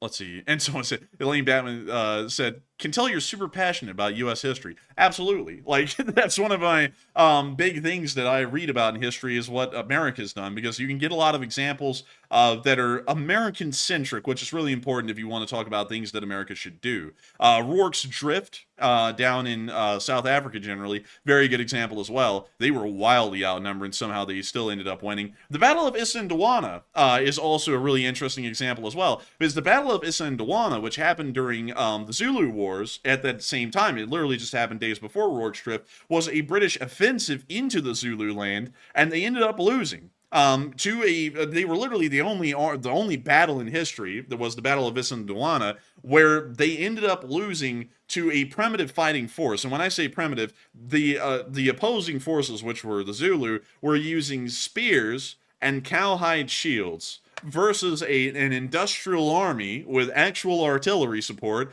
and also breech-loading rifles. You would think that a battle like that would end up being handily won by the British, because technologically they far were out compared to their opponent, the Zulu. The Zulu still ended up killing them, because the British went on the offensive into the Zulu land. They got screwed over. They ended up losing pretty significant. Well, in fact, the entire army pretty much was wiped out at Isandlwana, which left the small defense force at Rorke's Drift, which once again conducted an offensive, and they ended up winning, because it's much easier to win defensive battles than it is to win offensive ones. But still, with that, I hope that does address that fairly well, at least in my opinion, because you got to give a lot of credit to the Ukrainians. This is an offensive campaign that is going well beyond really anyone's expectations. I honestly thought they were going to get stopped right outside of Suza, but no, they've gone on up to Koronevo. They're threatening Glishkovo. They pretty much are able to drive up to Lgov at this point if they want to. They're doing wildly well, and I got to give them a lot of credit for that sort of a thing. And so with that,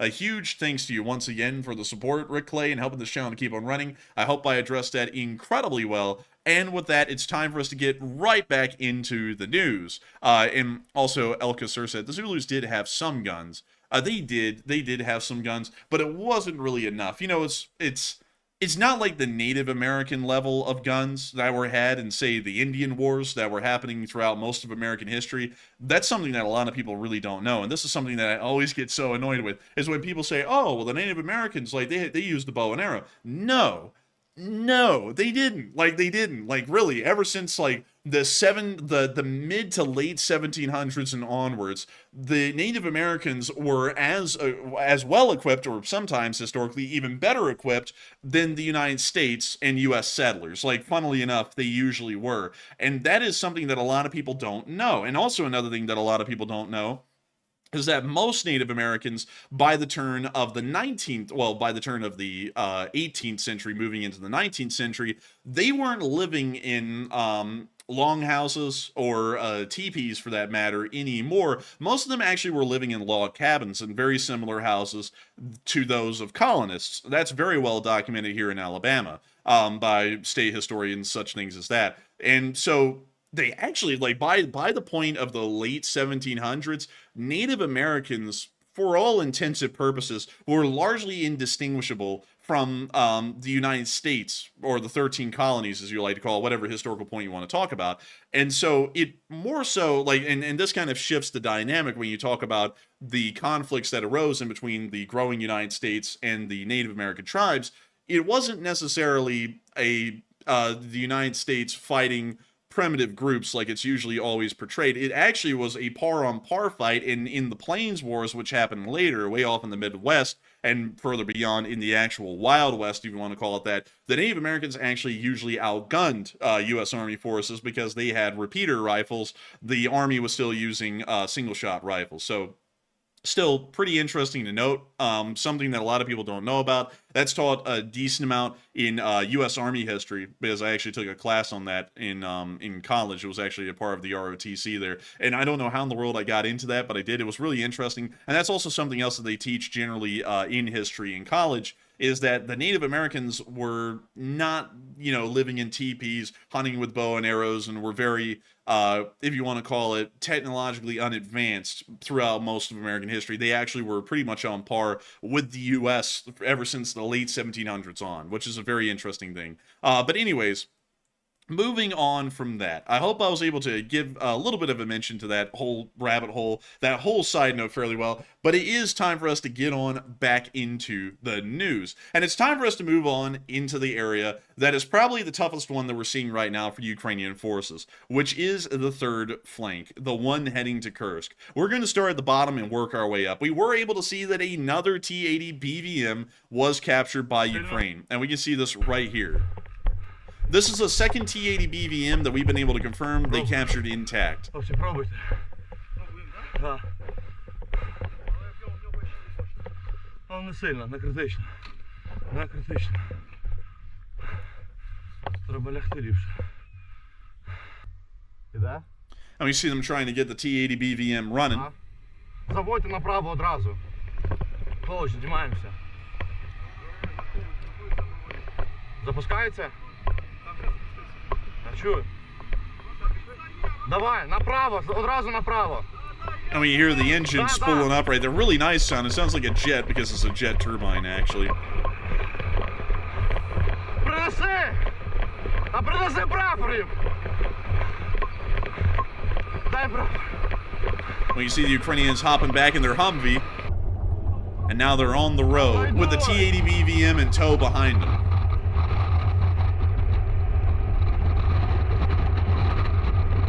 He's telling them to hurry up. He's going too slow. З рашкою. When you see them making their way through some dragon's teeth on the road.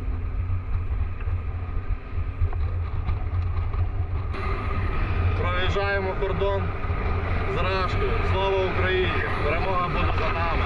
And once again, I want y'all to note this, much like I was saying yesterday about people saying that supposedly a vehicle had been captured around the area of Giri. That's untrue, because if it was, there would clearly be some sort of a Russian flag flying on that vehicle that was supposedly Ukrainian that was captured. The Ukrainians capture Russian vehicles, and every single time they fly a Ukrainian flag on it, not because they want the Russians to know, hey, I'm Ukrainian, shoot me. That's not the point. It's to go, hey, I'm Ukrainian, don't shoot me, to the other Ukrainians. Because the Ukrainians, if they didn't see any kind of markings on this vehicle that made it appear that it was captured, they are going to fire on this tank and destroy it, killing the Ukrainians inside. So whenever a vehicle is captured, it is always immediately marked by a flag or some other form of insignia as a captured vehicle. Otherwise, friendly fire will ensue.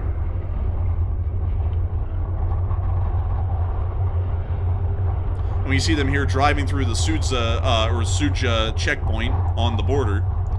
Once again, heavily destroyed. Давай, давай, давай, давай, Жора, швидше! We can now see them. Welcome to Ukraine. Ми повернули додому. З подарунками. And we see the sign right there that shows that they're now in Ukraine. Сумська область. Нас вітає. Юра Бутуса, тобі вітання. Oh, Привіт, друже. little explosion off there in the distance.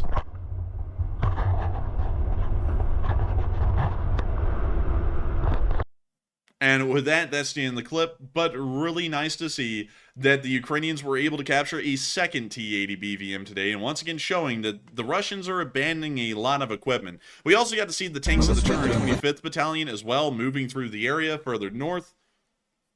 Really cool to see that as well. These appear to be some form of a T-80, actually. They look a lot like a T-80. So I can't tell if these are repurposed T-80 BVMs captured earlier on in the war inside of Ukraine, but still really cool to note. Moving on from that, though, and further on up, we have heard of our first amount of sizable losses taken by the Ukrainians from the Russians. And of course, usually, to give y'all a bit of a disclaimer, we usually never show casualties on the Ukrainian side inside of Ukraine, but in this ongoing offensive, to give a much clearer picture of Ukrainian successes and where Ukraine is meeting some resistance, we are going to be showing any losses that we can find so far in this war in video and picture evidence in this campaign. It's not meant to demoralize or anything like that. Clearly, we're pro-Western, pro-American channels, and this is within Western interests, so we're not wanting to demoralize, but we are wanting to show where we're seeing clear signs of resistance by the Russians. And it appears that Lyubomovka is about as far as the Ukrainians are going to make it in this direction, most likely, as we did get to see that one Ukrainian convoy was ambushed today and ended up taking significant losses. It appears that in between the time I put this on the map and when I clicked on it here, they've now labeled this as not necessarily viewable. I didn't, you know what, let me take this off screen really quickly. I'm not going to be showing this on air either way because YouTube wouldn't like it if I did, but let me try and take a look. And I'm not seeing, at least at this point, well, let me see here. Yeah, I'm not seeing any actual casualties in the pictures. I don't know why it's labeled as not safe for work. That's incredibly interesting. If you want to check it out and see the losses, because I'll just have to describe them to y'all instead, make sure to go down to the link in the description below. Click on the day 903 map. It's the link at the very bottom of the description. It'll take you directly to this map where you can check it out and see everything for yourself. But as far as we know, the Ukrainian column, it was a column of armored vehicles, ended up getting hit pretty badly. A lot of the vehicles ended up being knocked out. I would assume most of them are complete write-offs, and it appears that the Russians were able to inflict a decent amount of casualties onto the Ukrainian advancing forces. For that reason, we believe that the front line in this area is not going to advance quickly any farther, and this will most likely devolve into heavier fights in between the Russians and the Ukrainians, as the Ukrainians will most certainly start to dig in and prepare for a defensive, at least in this direction. But still, once again showing that the Russians are starting to move some forces into the area, and from what we heard, this was a naval infantry brigade that ended up inflicting these losses, giving us an idea that, once again, like we said in our initial intelligence days ago, Russian light infantry brigades appear to be the only ones that are actively meeting and resisting the advancing Ukrainians at this point.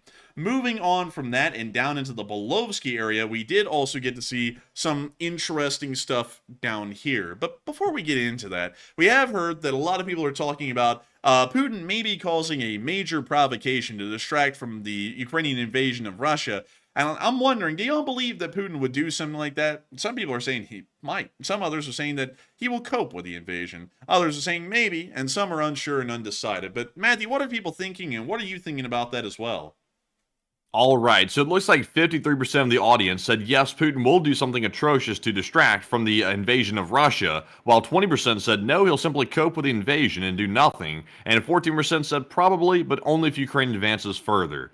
And on this one, it's a little bit tough. I hate to say that on pretty much every poll tonight, but it is a little bit tough to tell. I guess you could argue that the fire that was started at the Zaporizhzhia nuclear power plant, which is currently under the control of the Russians, that could have been a quote-unquote major provocation, but it was put out and it really didn't go anywhere further, and it did not cause a meltdown to plant. So it wasn't that bad, even though it was quite serious. So I'm actually with the 53% here. I think Putin wants to do something atrocious, but I'm not really sure if he's going to pull the trigger on it and actually do it. And also, I'm not really sure what else he has left, unless he's going to actually blow up the reactors of the ZNPP. So it is a possibility, but I'm with the 53%. But Enforcer, what say you? I would have to say that, in my opinion, maybe he will do something atrocious. I'm kind of doubting it, to be honest. I just don't really think there's a way for him to do anything. And the only thing he can do is nuke him, and I still feel like that's a good ways away even at this point. So with that, I hope that does address that fairly well, at least in my opinion. And moving on down into the Belovsky area, we did get to see a striker passing some Max Pros. And check this out.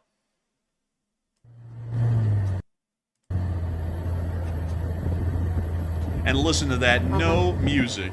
And there's the Max Pros. Striker passing them on by, heading on towards Giri and Bleska, I believe. But you'd also see a Buhanka down there. And that's the end of that clip. But further on down the road, we did get to see that the Russians are putting up a little bit of resistance in this area and did end up managing to capture a Ukrainian striker. We were able to see that here as the Russians put a naval infantry flag on top of the vehicle. That's actually a Russian Navy flag, but the naval infantry use that flag. Let me show y'all that really quickly so that I can back that up. Russian naval infantry flag.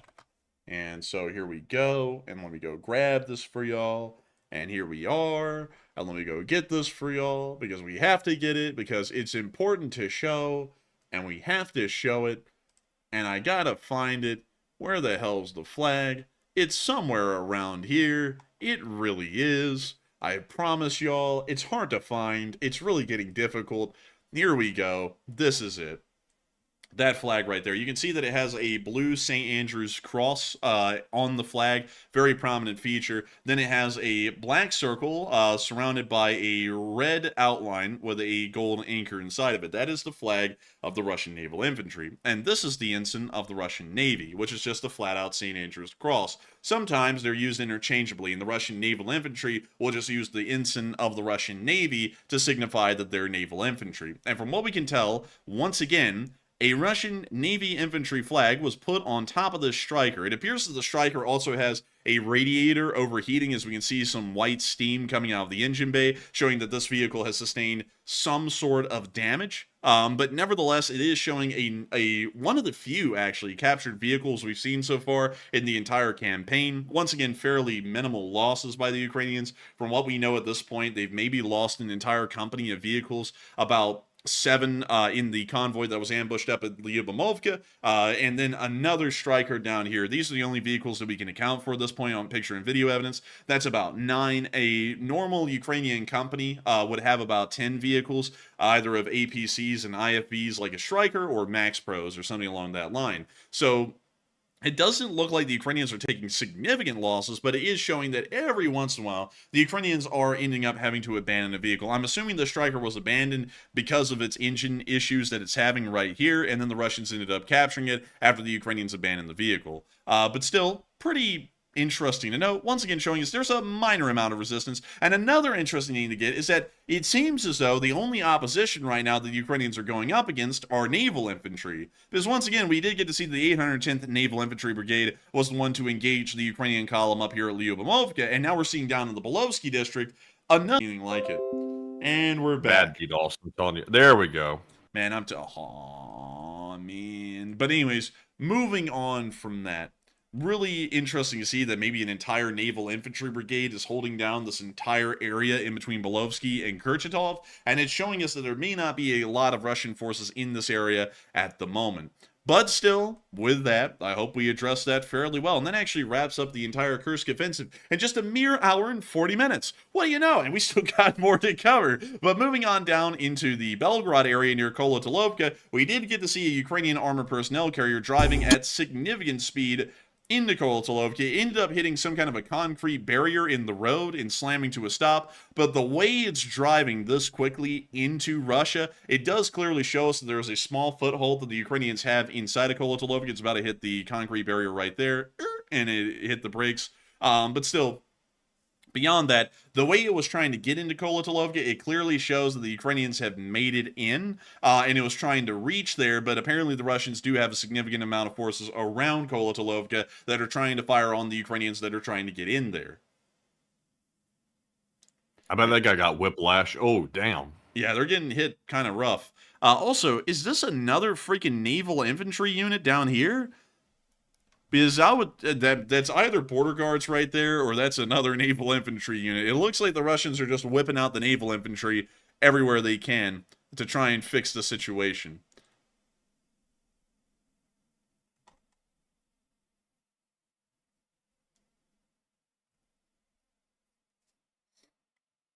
And that's the end of the clip, but still showing that the Ukrainians apparently had made it in Kolotolovka as they were rapidly trying to move that vehicle into the town. We also got to see that apparently in Belgorod, the governor declared a state of emergency. Here's him saying that right here. Обстановка в нашей Белгородской области продолжает оставаться крайне сложной и напряженной. Ежедневные обстрелы стороны вооруженных сил Украины, разрушенные дома, раненые, погибшие мирные жители. Поэтому принимаем решение с сегодняшнего дня на всей территории Белгородской области с целью дополнительной защиты населения, с целью оказания дополнительных мер поддержки пострадавшим, объявить чрезвычайную ситуацию регионального уровня с последующим обращением в правительственную комиссию с просьбой объявить чрезвычайную ситуацию федерального уровня. Продолжаем возить наших детей за пределы региона в безопасные детские оздоровительные лагеря. Сейчас там находится 5000 детей. We might need a poll on this. Is the hair real or fake? Белгородских детей отдохнули. Всем доброго дня, здоровья и добра. Работу с детьми будем продолжать, конечно, и дальше. Someone said Count Dooku looking at.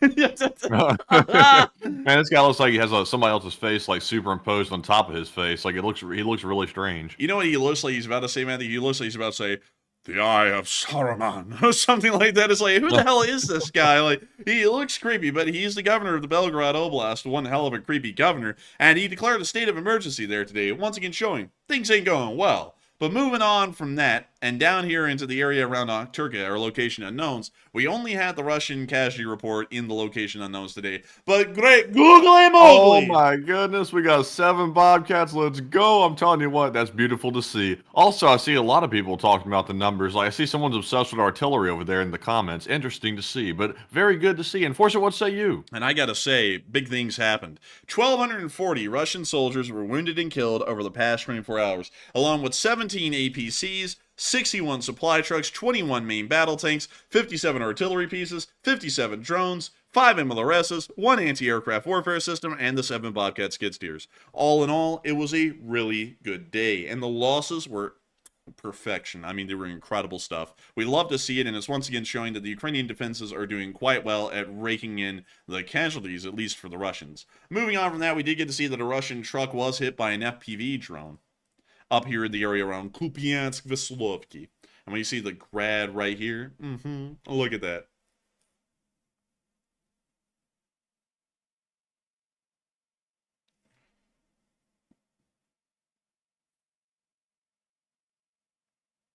And we see him driving along here.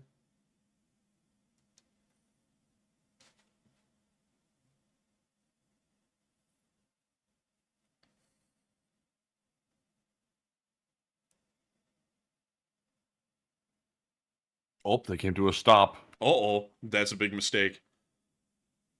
And here's the FPV drone. It's just flying around. It's just chilling. It's just kind of taking a gander. I don't know why my eyes itching so much. I think the FSB got to me and put some Novichok in my... Oh my goodness! Oh, it graduated to an explosive. Look at that. Oh, wow, that really took out the whole tree line. Dang, man. Spilled its guts. Well, it left napalm on the ground, stuck to the dirt.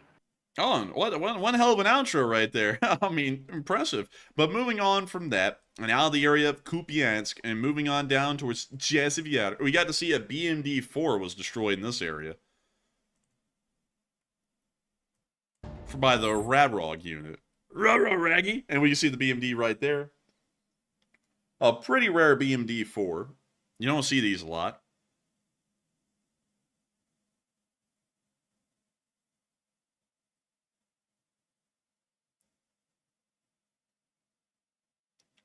Let me see the BMD-4 right here.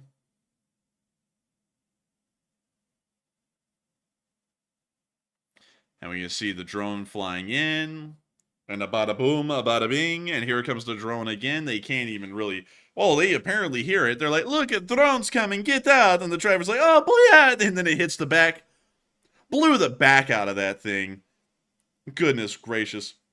I'm guessing that BMD is called Chris's mom because the back was blown out. Oh. But that's the end of the clip right there. Very nice to see the Radrog unit doing its thing. Great to know. Good to see. Moving on from that and down towards Avdiivka, the 92nd Brigade was also hitting some Russians down here. We're going to be muting that, but we can see a large amount of sheds.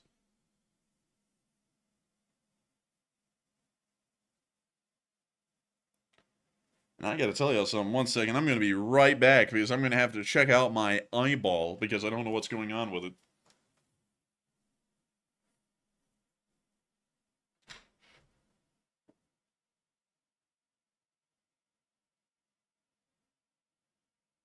And as we can see right here, bada boom, they hit tank, T-72 Bliat. taking it out one by one. Look at this. I don't know what it is, Matthew. I don't know what it is. Because I looked at my eye. There's nothing wrong with it, but it feels cold and it's itchy. And I have no idea why. It's my left eye. Very bizarre. Make sure you don't touch it anymore, Bliat. Why is that? I don't know, Bliat. You just don't want to do that. It aggravates a problem. Well, I guess I just... If your eye hurt, use other eye. That's right, Matthew. That makes more sense. That's it. Don't you say Yes. it's an eyeball? It is. But anyways, we can see them slamming these Russians. I mean, slamming them.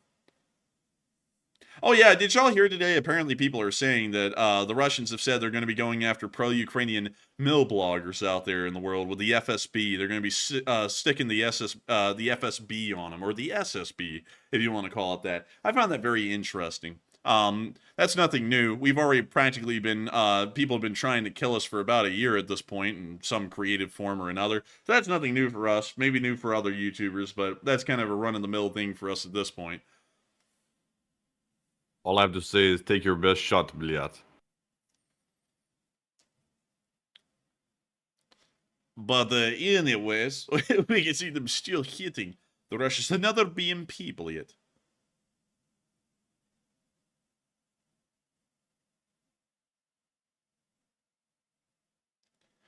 And Heisey King, don't you dare say it's the start of a flu.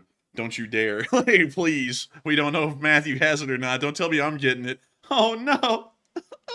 I hope you don't get what I have, because it's not good. It's not good. I'm not the one for, like, I don't like to complain a lot, but this one is a doozy. It's not as bad as the last whirlybird little bug I got, like, last year, but it's close. It's pretty close. I think it could be that. I would have to agree.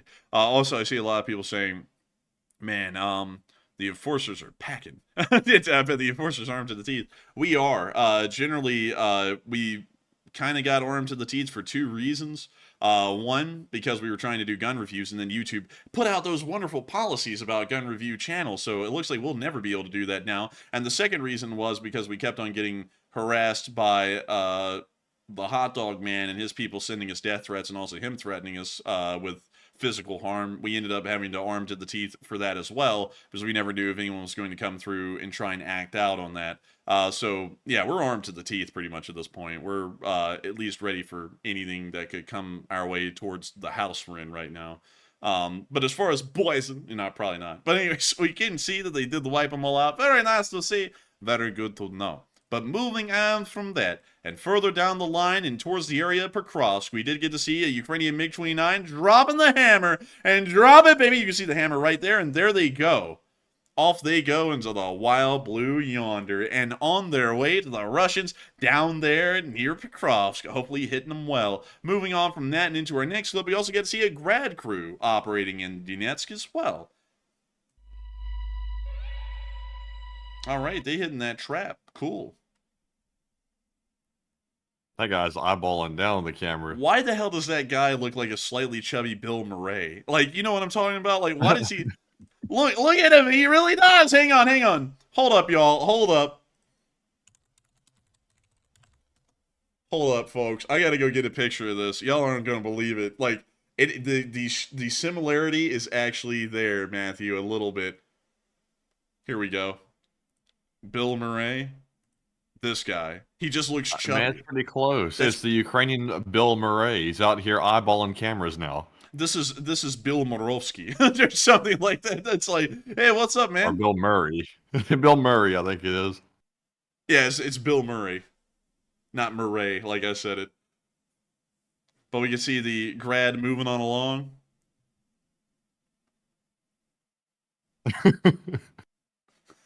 People are spelling Murray like it's French with a little bit of that little accent mark at the end of it. I'm repeating what I heard. I'm half delirious over here, so I'm just repeating what I heard. Dude, I said Murray like the Joker said on that show. He was like, how do you think it feels, Murray? Or something like that.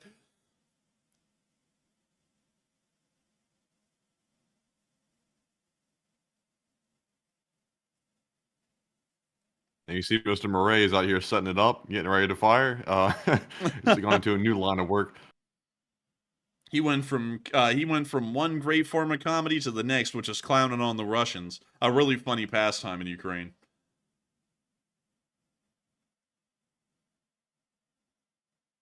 Someone said war is fake. That's got to be the most L take I've ever heard of the day. That's it. Endless footage and proof of an ongoing war. Dude, it's fake, on God. It's like, oh, okay. It's like, all right. Dude, that's like saying, oh my God, you hit my car. No, I didn't. You're faking, slash... Car crash is fake. slash Limaxing, slash Edit Max, slash Photoshop, or something like that. It's like, what the hell are you talking about? It's like, are you delirious?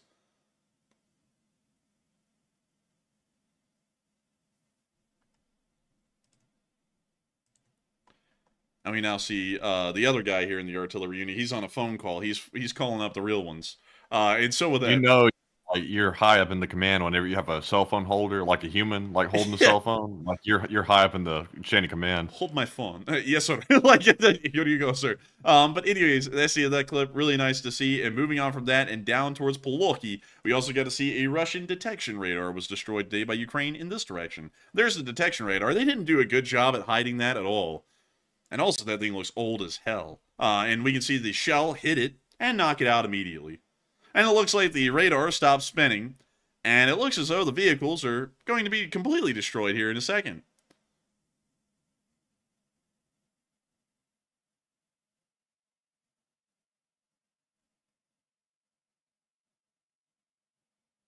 And that's the end of that clip. Wonderful stuff to see. Good to know that you hit another targeting radar. And with that, we are now moving on into a little bit of German news. This one we are going to cover a little quickly because we still have a speech to get to. But we did hear that apparently 2 military bases have been put under lockdown in Germany after suspected sabotage. Investigators believe the water supply of the German army base in Cologne 1 and, how do you pronounce that, Matthew? Cologne what? Wait, which word again? Cologne one? Why? Oh, Von. Cologne Van? Was Cologne ist? Von. And the NATO base in Gillenkirchen have been contaminated. Apparently the water supply has been poisoned. Someone has poisoned the water hole, and signs of poisoning have started to appear. We don't know a lot about that at this point, but I thought I'd give y'all a little bit of heads up notice. And with that, we're now moving on into Kyiv to cover the speech from President Volodymyr Zelensky here on day 903 of the war. And so, without further ado, here is the speech. Speech! Бажаю здоров'я, шановні українці і українки. За сьогодні вже кілька разів доповідав головком Сирський. І щодо нашого фронту, і щодо нашої операції в Курській області. Щойно теж говорили, домовились, що із найближчих пакетів підтримки направимо додаткову зброю на Донецькі напрямки для наших воїнів понад те, що заплановано. Я дякую всім нашим воїнам, кожному нашому солдату, кожному сержанту, кожному офіцеру, які витримують російський тиск, які захищають нашу державу. Хороше є сьогодні просування в Курській області. Стратегічні мети нашої досягаємо. Суттєво поповнили обмінний фонд для нашої держави. Провів сьогодні також нараду із урядовцями. Прем'єр-міністр України, віце-прем'єр, міністр внутрішніх справ, також був уповноважений Верховної Ради з прав людини щодо підтримки дій наших військових на території Курської області. Важливо, що Україна воює за правилами. І гуманітарні потреби, наявні на тій території, мають бути забезпечені. Позитивна була сьогодні доповідь також керівника Служби безпеки України. Я хочу зараз подякувати усім нашим воїнам СБУ, а також воїнам Сил оборони України, і ГУР та усіх структур, які залучаються. Дякую за влучні, вчасні, результативні удари по російських аеродромах. Наші українські дрони працюють саме так, як потрібно, але є речі, які лише дронами не зробиш.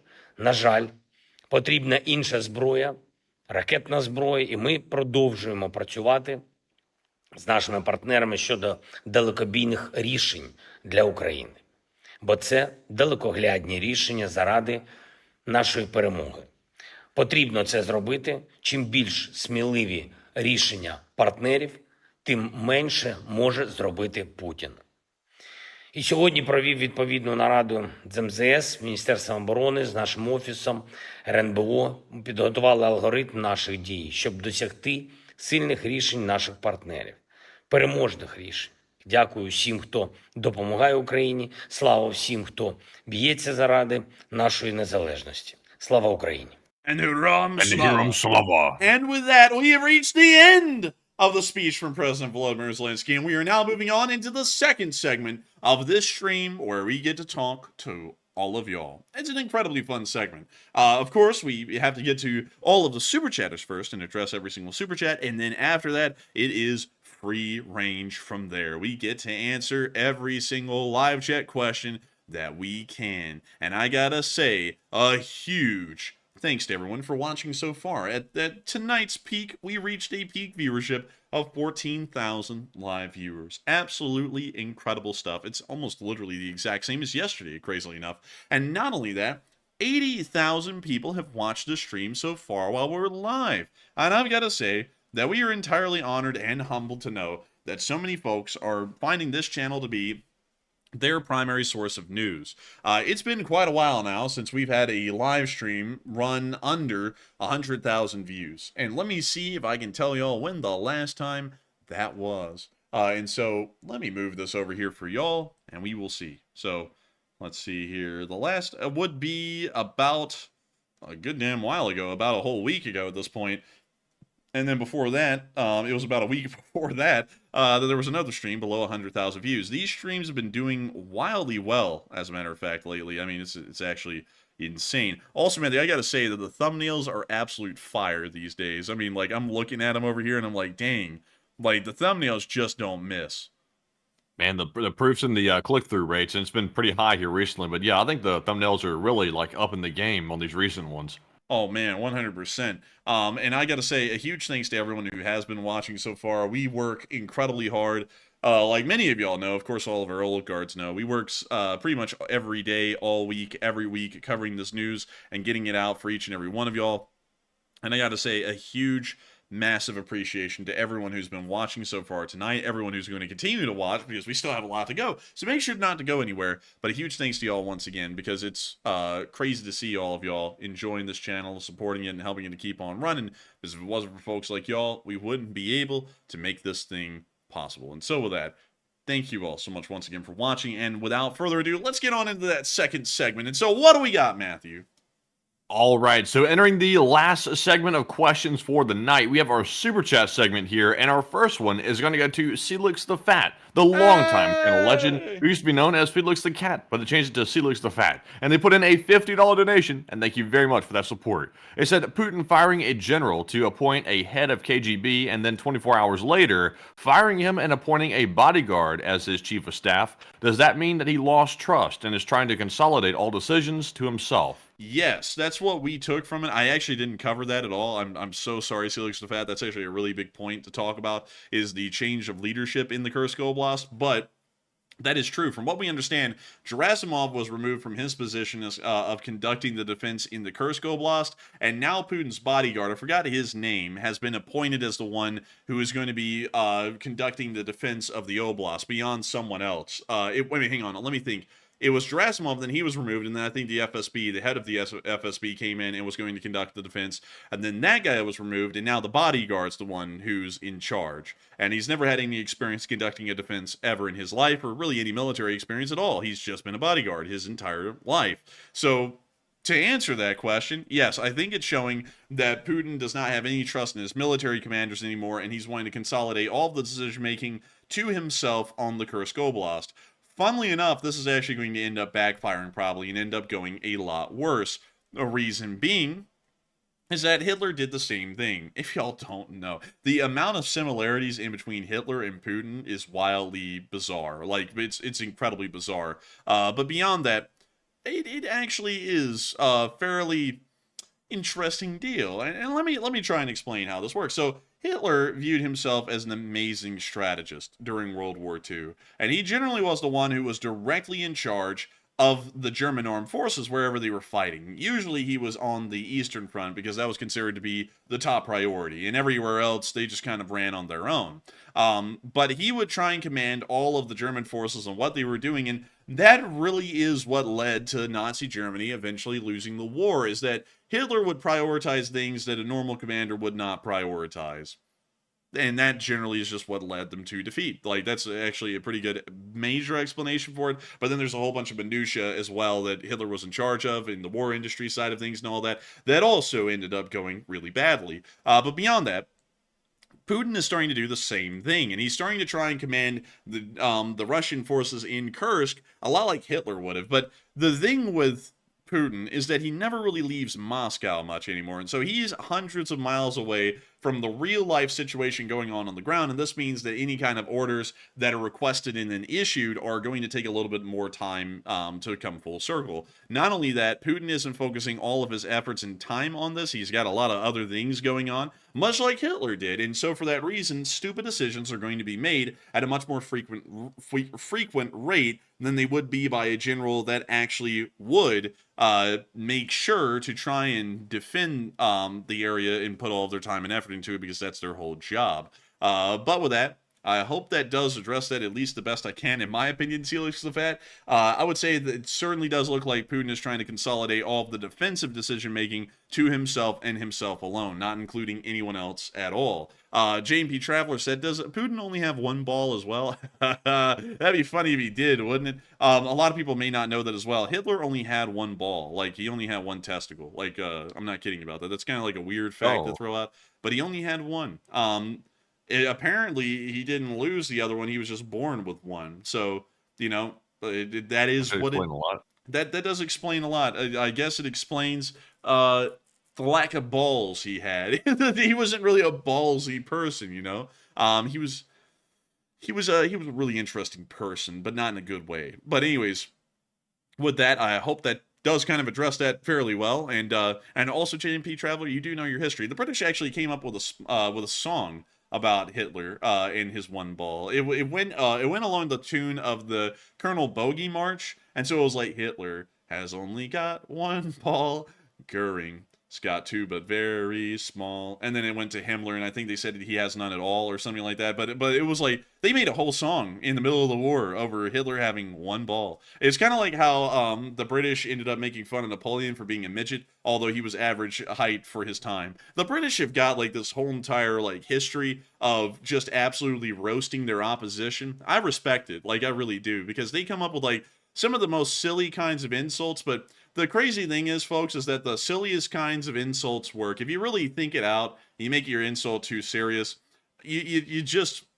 doesn't really land right. But if you make it silly, usually that ends up landing on people somehow, some way. The British perfected that, and I got to give them a huge credit for that. So a huge shout out to all of the British folks in the chat. Y'all come up with great stuff. And so with that, I hope that does address that incredibly well. And with that, we are on to the next one. And thank you once again for the support, Celix the Fat, and helping this channel to keep on running. Yes, indeed. And up next, we have a $30 super chat from Andy L., the longtime channel legend. And thank you very much, Andy, as well, for that very generous support. He says, I gotta go, and great night, and please take a question from the chat. Aw, dang. I gotta say, I hate to hear that you had to go, Andy L. I thank you so much for being here with us a little bit tonight, and I thank you for the support and helping this channel to keep on running. Because if it wasn't for folks like you, we wouldn't be able to keep this channel running. We wouldn't be able to make this thing possible. And so, a huge thanks to you once again for being here with us a little bit tonight and supporting the channel. And also, we will make sure to take a question from the chat. And so, Matthew, what do we got? And this live chat question goes to Fayuma, who says, why Russia do not just use smaller rockets to lift off and start Kinzhal missiles? Smaller? You mean like boosters?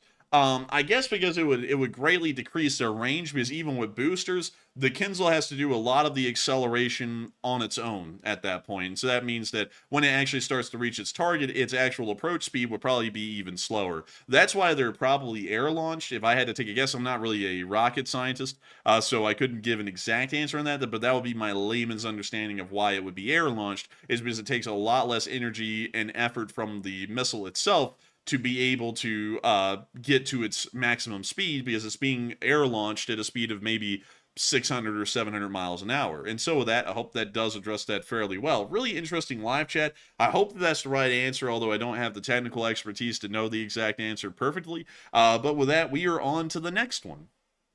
And this one right here goes to Cyprus, who puts in a $27 donation. And thank you very much, Cyprus, for that support as well. And I said, for Match Chicken Soup Fund, and take one from the chat and LSA. And thank you very much, Cyprus. I do need a chicken soup fund very much.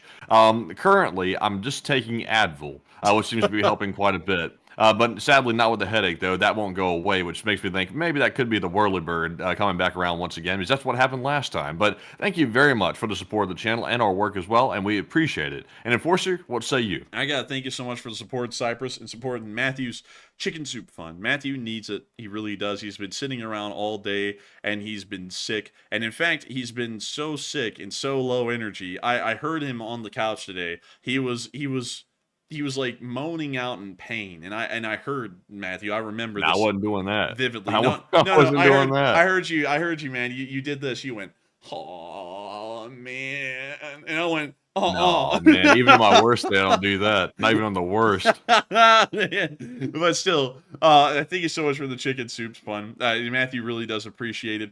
And everyone, I got to tell you, Matthew has been appreciating the get well soons massively. All the ones that came in on the video today, all the ones that came in last night, all the ones that have come in during this stream tonight. He greatly appreciates them. It's really nice to know that folks care for Matthew and want to see him doing better, because wouldn't that suck if no one wanted him to do better? That would be pretty sad. But still, we greatly appreciate it, both Matthew and me. And thank you so much once again for hoping that Matthew gets well. Hopefully he does sooner rather than later. And we will make sure to take one from the chat in your honor, Cyprus, and long live the Lee Spring Army. And what do we got, man, Matthew?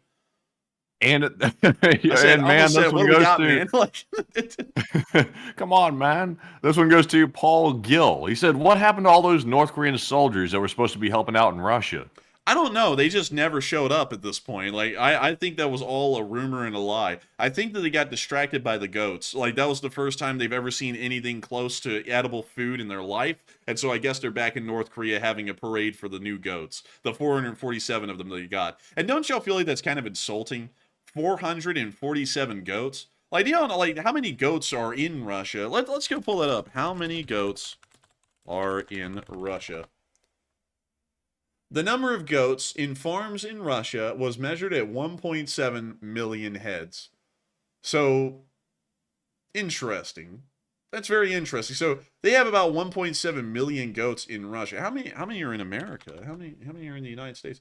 2.5 million heads. We are beating the Russians in the goat war, folks. And they're never going to reach goat parity. But beyond that, I would say that's very insulting that they only give 447 of them. And also, the question is, how much does a goat cost? So, a goat can cost anywhere in between $75 to $115. We're going to assume that they're being bought and sold on an American price at an American dollar. So, let's multiply 115 by 447. So, the Russians gave the North Koreans as a gift about $51,000 worth of goats. That's not really a lot. Don't y'all think? Like, I feel like that is like one of the most insulting things ever. And I'm sure that those goats are traumatized from their time in Chechnya. So, why in the world would you give them these horrified, traumatized goats in such small numbers at such a small value? It's not even a gift. That is an insult, I would have to say. And so I thought North Korea was going to get nuclear technology in exchange for the artillery shells. How come it ended up being goats? Man, I guess that's the nuclear technology, man. Like the Russians are like, the nuclear technology are the friends we made along the way.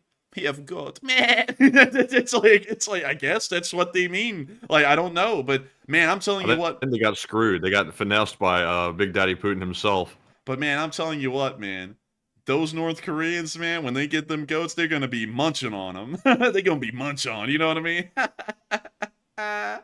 Absolutely. You get it because we're looking at munch on the map. Oh. Yeah, that is now. Oh, look, they got a Tower of Juche up in here. We got to take a look at this. They don't have a picture. I'd be damned. Well, they got... That is just an obelisk. That's it. Like, what is this building? What is this place? Munchen Tower of Immortality. I feel like the millions of starving North Koreans who died in the 90s were not immortal. Like, I feel like this is a bit of false advertising and also giving hope to the public where there is none. Oh, look at this. The civilian quarters. Wow. They got a lot of yard. Like, dude, look at that yard space. Look at that boiler. I mean, I've heard the jeez. quality of life living in here is fantastic. You have better quality of life in here than you do in Russia. Or even in America for that matter. And at least, Matthew, the groceries are cheap when they have any. But I mean, yes. look at the Munchin Central School. That is literally just a factory, like they repurposed into a school. It looked like they used to have maybe a basketball court out there until it got faded. That looks a little bit more like a soccer field, and even then, Matthew, you can see that it's not even like a symmetrical shape. This side actually like tilts in towards the top. Yeah, it Ugh. looks jank. I don't like it. It's rough. It's rough. But what else? I can't even. Are those cars in the street? Like, rare. Like, if there's actual cars in the street, rare. Munchin Towers of the Red People. Is this like a freak show kind of a thing? Oh. Like, it's like of the red people. These people are red. Like, they're not normal looking. They're red. Like, legitimately red. And what else do we have? Munchin Station. What does this look like? Jeez! Dude, the grass is dead. The train station, this honestly kind of looks a lot like a Ukrainian or Russian train station, no lie, with like the platform layout and everything. I'm not gonna lie, it looks very something. How can the entire landscape look rusty? Like, how can dirt look rusty? That is a great question, really. It's like Chernobyl out here, dude. It's like well, okay, so this is what it looks like. It was just bad over there. Like, why was it just bad in that one spot right there? Like, this area right here is brown like doo-doo all around the entire area. Dude. It's near a bumpio. Dude, it's such a hell in here that you have to be on some sort of a narcotic to enjoy it. So usually a slang term in Munchin is bumpio, meaning give me a bump so how you can live in this hell. But what is across the river here? So we have a railroad bridge, and then we have the road bridge. And so this goes into more housing quarters here, which are rough as shit again. And then we got whatever this is. Like, this looks like some kind of an industrial area, waste of some sort. You can see an excavator, so that's certainly waste. I don't know what this... Wait a minute. It's some sort of a metallurgical plant, isn't this? It looks like it to me. So they're polluting the surrounding landscape so badly, I'm assuming that it's just all dead. Because that's what it's kind of looking like to me, because it's right around a metallurgical plant, and this is starting to make sense now. We can see more housing quarters. There is no, like, city planning done at all in North Korea, apparently. Like, it is just whatever goes. We can see a fishing fleet down here along this horrendous-looking industrial area. Maybe the only true Soviet part of town that we can see, and this abandoned factory right here where the roof looks like it's collapsing in. But yeah, actually, this is just flat out abandoned. Like, some of the buildings are just falling apart. And what the hell? What is this? Huh. Dude, they live a rough life out here in North Korea. They really do. I mean, like, they're not exaggerating when they say, like, it's bad. Like, they're going hung. You know, like, I mean, it's bad. It's really bad. Oh, they have a naval base up here, and it's completely empty. Like, there's nothing here. like, they have... Oh, okay, so here's a spillway, so that way when they build a new rowboat, they can put it out here with the rest of the rowboats. But I'm not seeing a damn thing at this naval base. And it also looks like most of the naval base is falling apart. Like, I don't know about y'all. It looks like no one's using this place anymore. There's a train station here, though, and it kind of looks a little kept up, but yeah, that looks like squalor to me. And they also have a whole bunch They have of... really good OPSEC here. You can't see a thing. Because there is nothing. Like, dude, they figured out the OPSEC game. They were like, the best way to hide something is to have nothing. That is, like, the philosophy of North Korea. But there's got to be something, like... And now I'm interested. Where in the world is a naval base? Oh my god. Industrial hell in the middle of town. The ground is literally black from the toxic waste of this factory. Oh, there's soot everywhere. And who knows what that actually is. That could be, like, anything. Tar or something. Oh my lord. This is Hamhung, by the way. Like, the town that we've made fun of. Oh, what are these? This is literally like... Are those, like, cell blocks? This is like a 19th century London slum that they built here. Like, no joke. This is what they would look like. My god. Oh my god, it goes on. No one has any room. I feel like this might be This might be called the North Korea's People's Labor Camp of Freedom or something like that. Something like that. Oh my lord.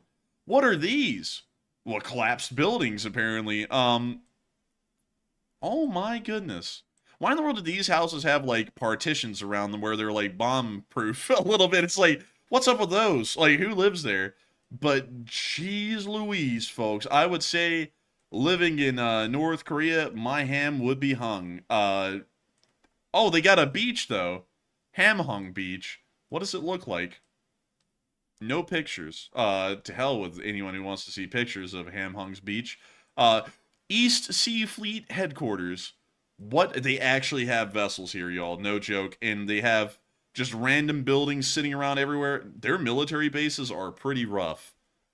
Pretty damn rough. I'm not going to lie. So they just randomly place some of their boats off a pier. Like, that's how they dock their vessels. They have a load of them up here on the... Are those motor torpedo boats from World War II? Those look like Higgins boats. Like, no joke. What? Could be. Bizarre. Bizarre. I'm going to have to pull up a Higgins boat for y'all. Hang on. Hang on. Okay, maybe it's not a Higgins boat, but let me go pull up a PT boat. That's probably what I'm thinking of better. Don't those look like these from space? Like with the little torpedo tubes on the side and everything? I swear, they're identical. They look the same. It could be. It could be. Whack. And so what else do they have? They have these smaller anti-ship missile like boats, pretty much. These are actually common in the Chinese Navy. The Chinese Navy has about 179 of these. And so when you hear that the Chinese Navy is bigger than the American Navy, like 30% of their Navy is made up of these smaller boats like these. So don't take that as much of anything. They appear to have a destroyer or a corvette, a couple of massive motor torpedo boats, and that's like it for the entire East Sea Fleet. That's it. So I would not count on the North Koreans to be fighting any kind of a larger naval conflict anytime in the near future. But with that, we went on a massive rabbit hole there, but I had to look around. I had to. But still, with that, I hope that does address that live chat fairly well. Thank you once again for support, Cyprus, and helping this channel to keep on running. But somehow, 447 goats brought us all the way to the East Sea Fleet's headquarters in North Korea. But with that, we are on to the next one.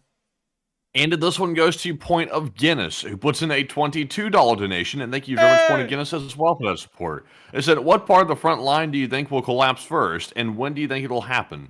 If you're talking about the Russian front in Kursk, I would say that the first one I think will collapse will be based off of today's report, the Lvov front, because it seems as though the Russians are so disorganized in this area, things are going horrifically. Like, the Ukrainians can just drive right to Lvov right now, at least with some forward forces or forward elements. So I would say Lvov is probably going to be the front to collapse. If we're talking about inside of Ukraine, the Pokrovsk front is in pretty rough shape at the moment, and they may end up having a pretty tough time even holding Pokrovsk at the moment. In my honest opinion, it's not doing too well because it seems as though the Ukrainian defense in this area is not able to consolidate enough to be able to actually stop them. They're only able to slow them at this point until something changes. But with that, I hope that does address that fairly well, both for inside of Russia and also inside of Ukraine. And I think that the Russian collapse inside of Kursk will probably happen within the next week in this area, because if it doesn't happen within the next week, I'm assuming it's probably not going to happen at that point, because they'll probably be able to reinforce this area enough that it wouldn't be possible.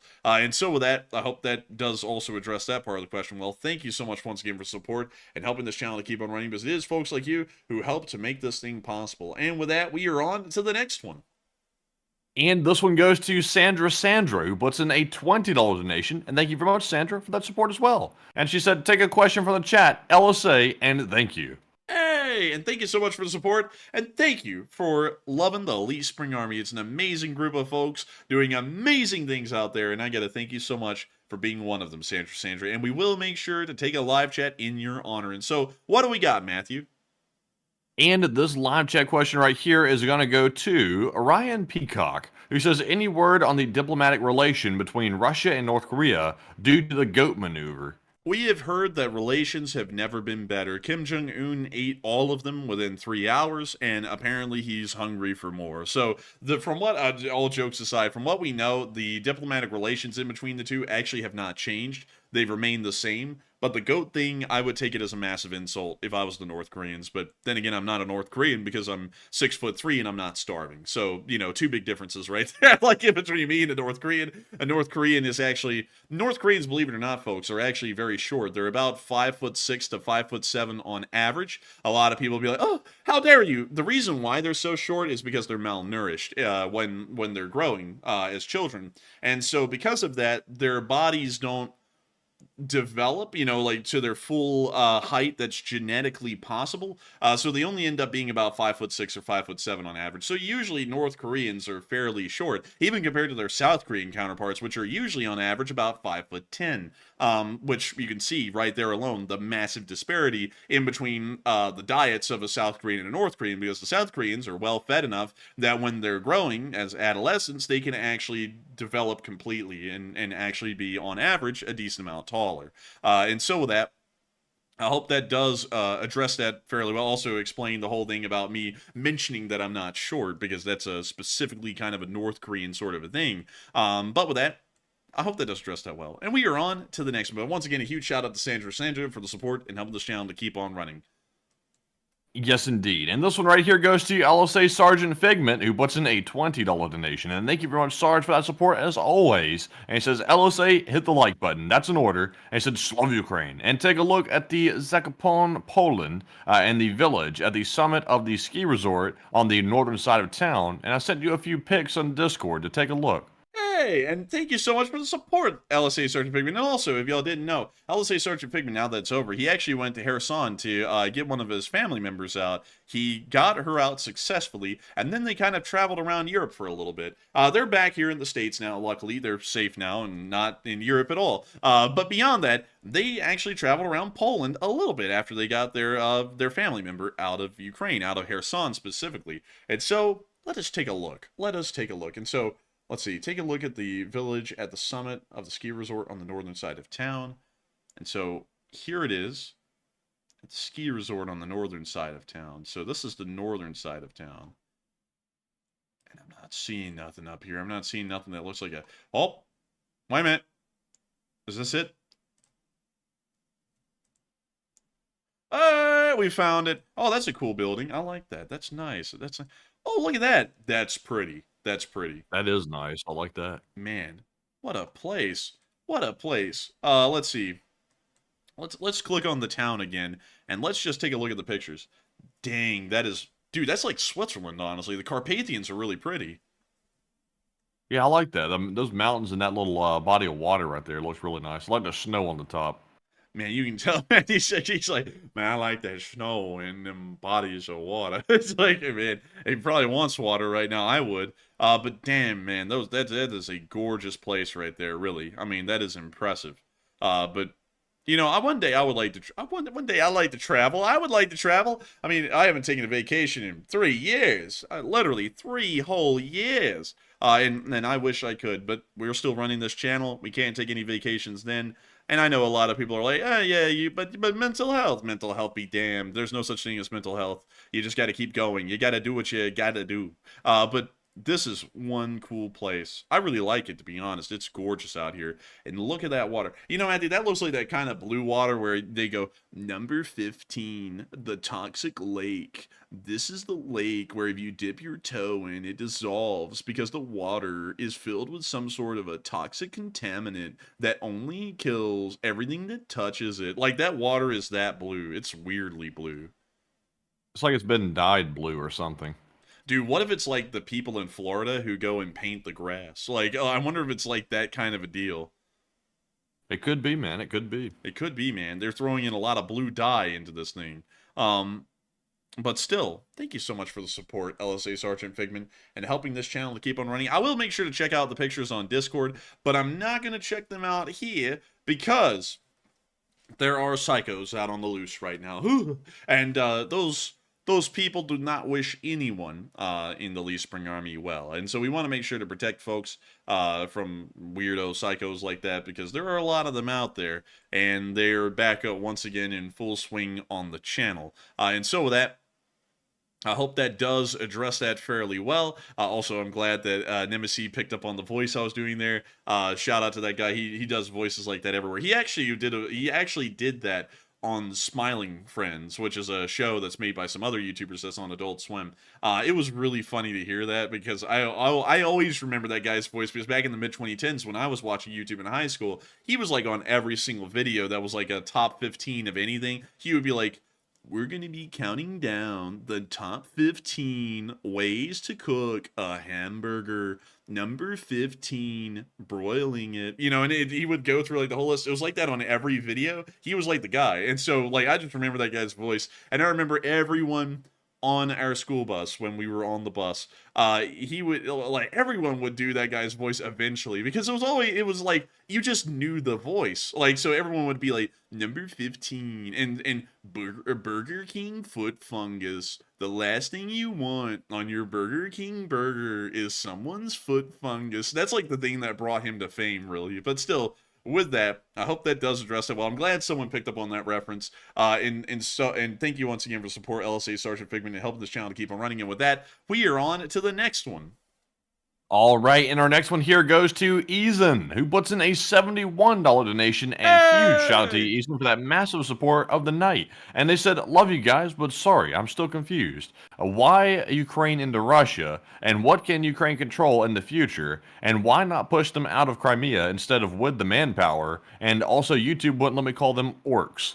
Huh, that's weird. I guess YouTube's got a rule against that now. Isn't YouTube finicky? But to answer that question, the reason why they didn't go towards Crimea is because they tried that during the summer of 2023 offensive in Zaporizhia, and they failed, largely. And a lot of people get their feelings hurt with this. But I'll tell y'all something, it's always funny, because we've had a massive influx of bots, and then they say, we're propagandists because we're only saying the Ukrainians are winning. Why don't we say things that aren't necessarily good for Ukraine? And then I'll say something like the Zaporizhia offensive didn't go well, and then we get shit on because we say that something didn't go well. You're just damned if you do, damned if you don't. There's always going to be a small group of people out there who complain. But beyond that, the southern offensive into Zaporizhia was a failure in 2023, and the Ukrainians learned that there is really no way forward to Crimea through Zaporizhia at this point, and there really is no way for them to support a large offensive force across the Dnipro River. They tried, and it didn't really work out too well. And so for that reason, Crimea, no matter how much manpower they put into this area, it never really would be an achievable goal, at least for right now.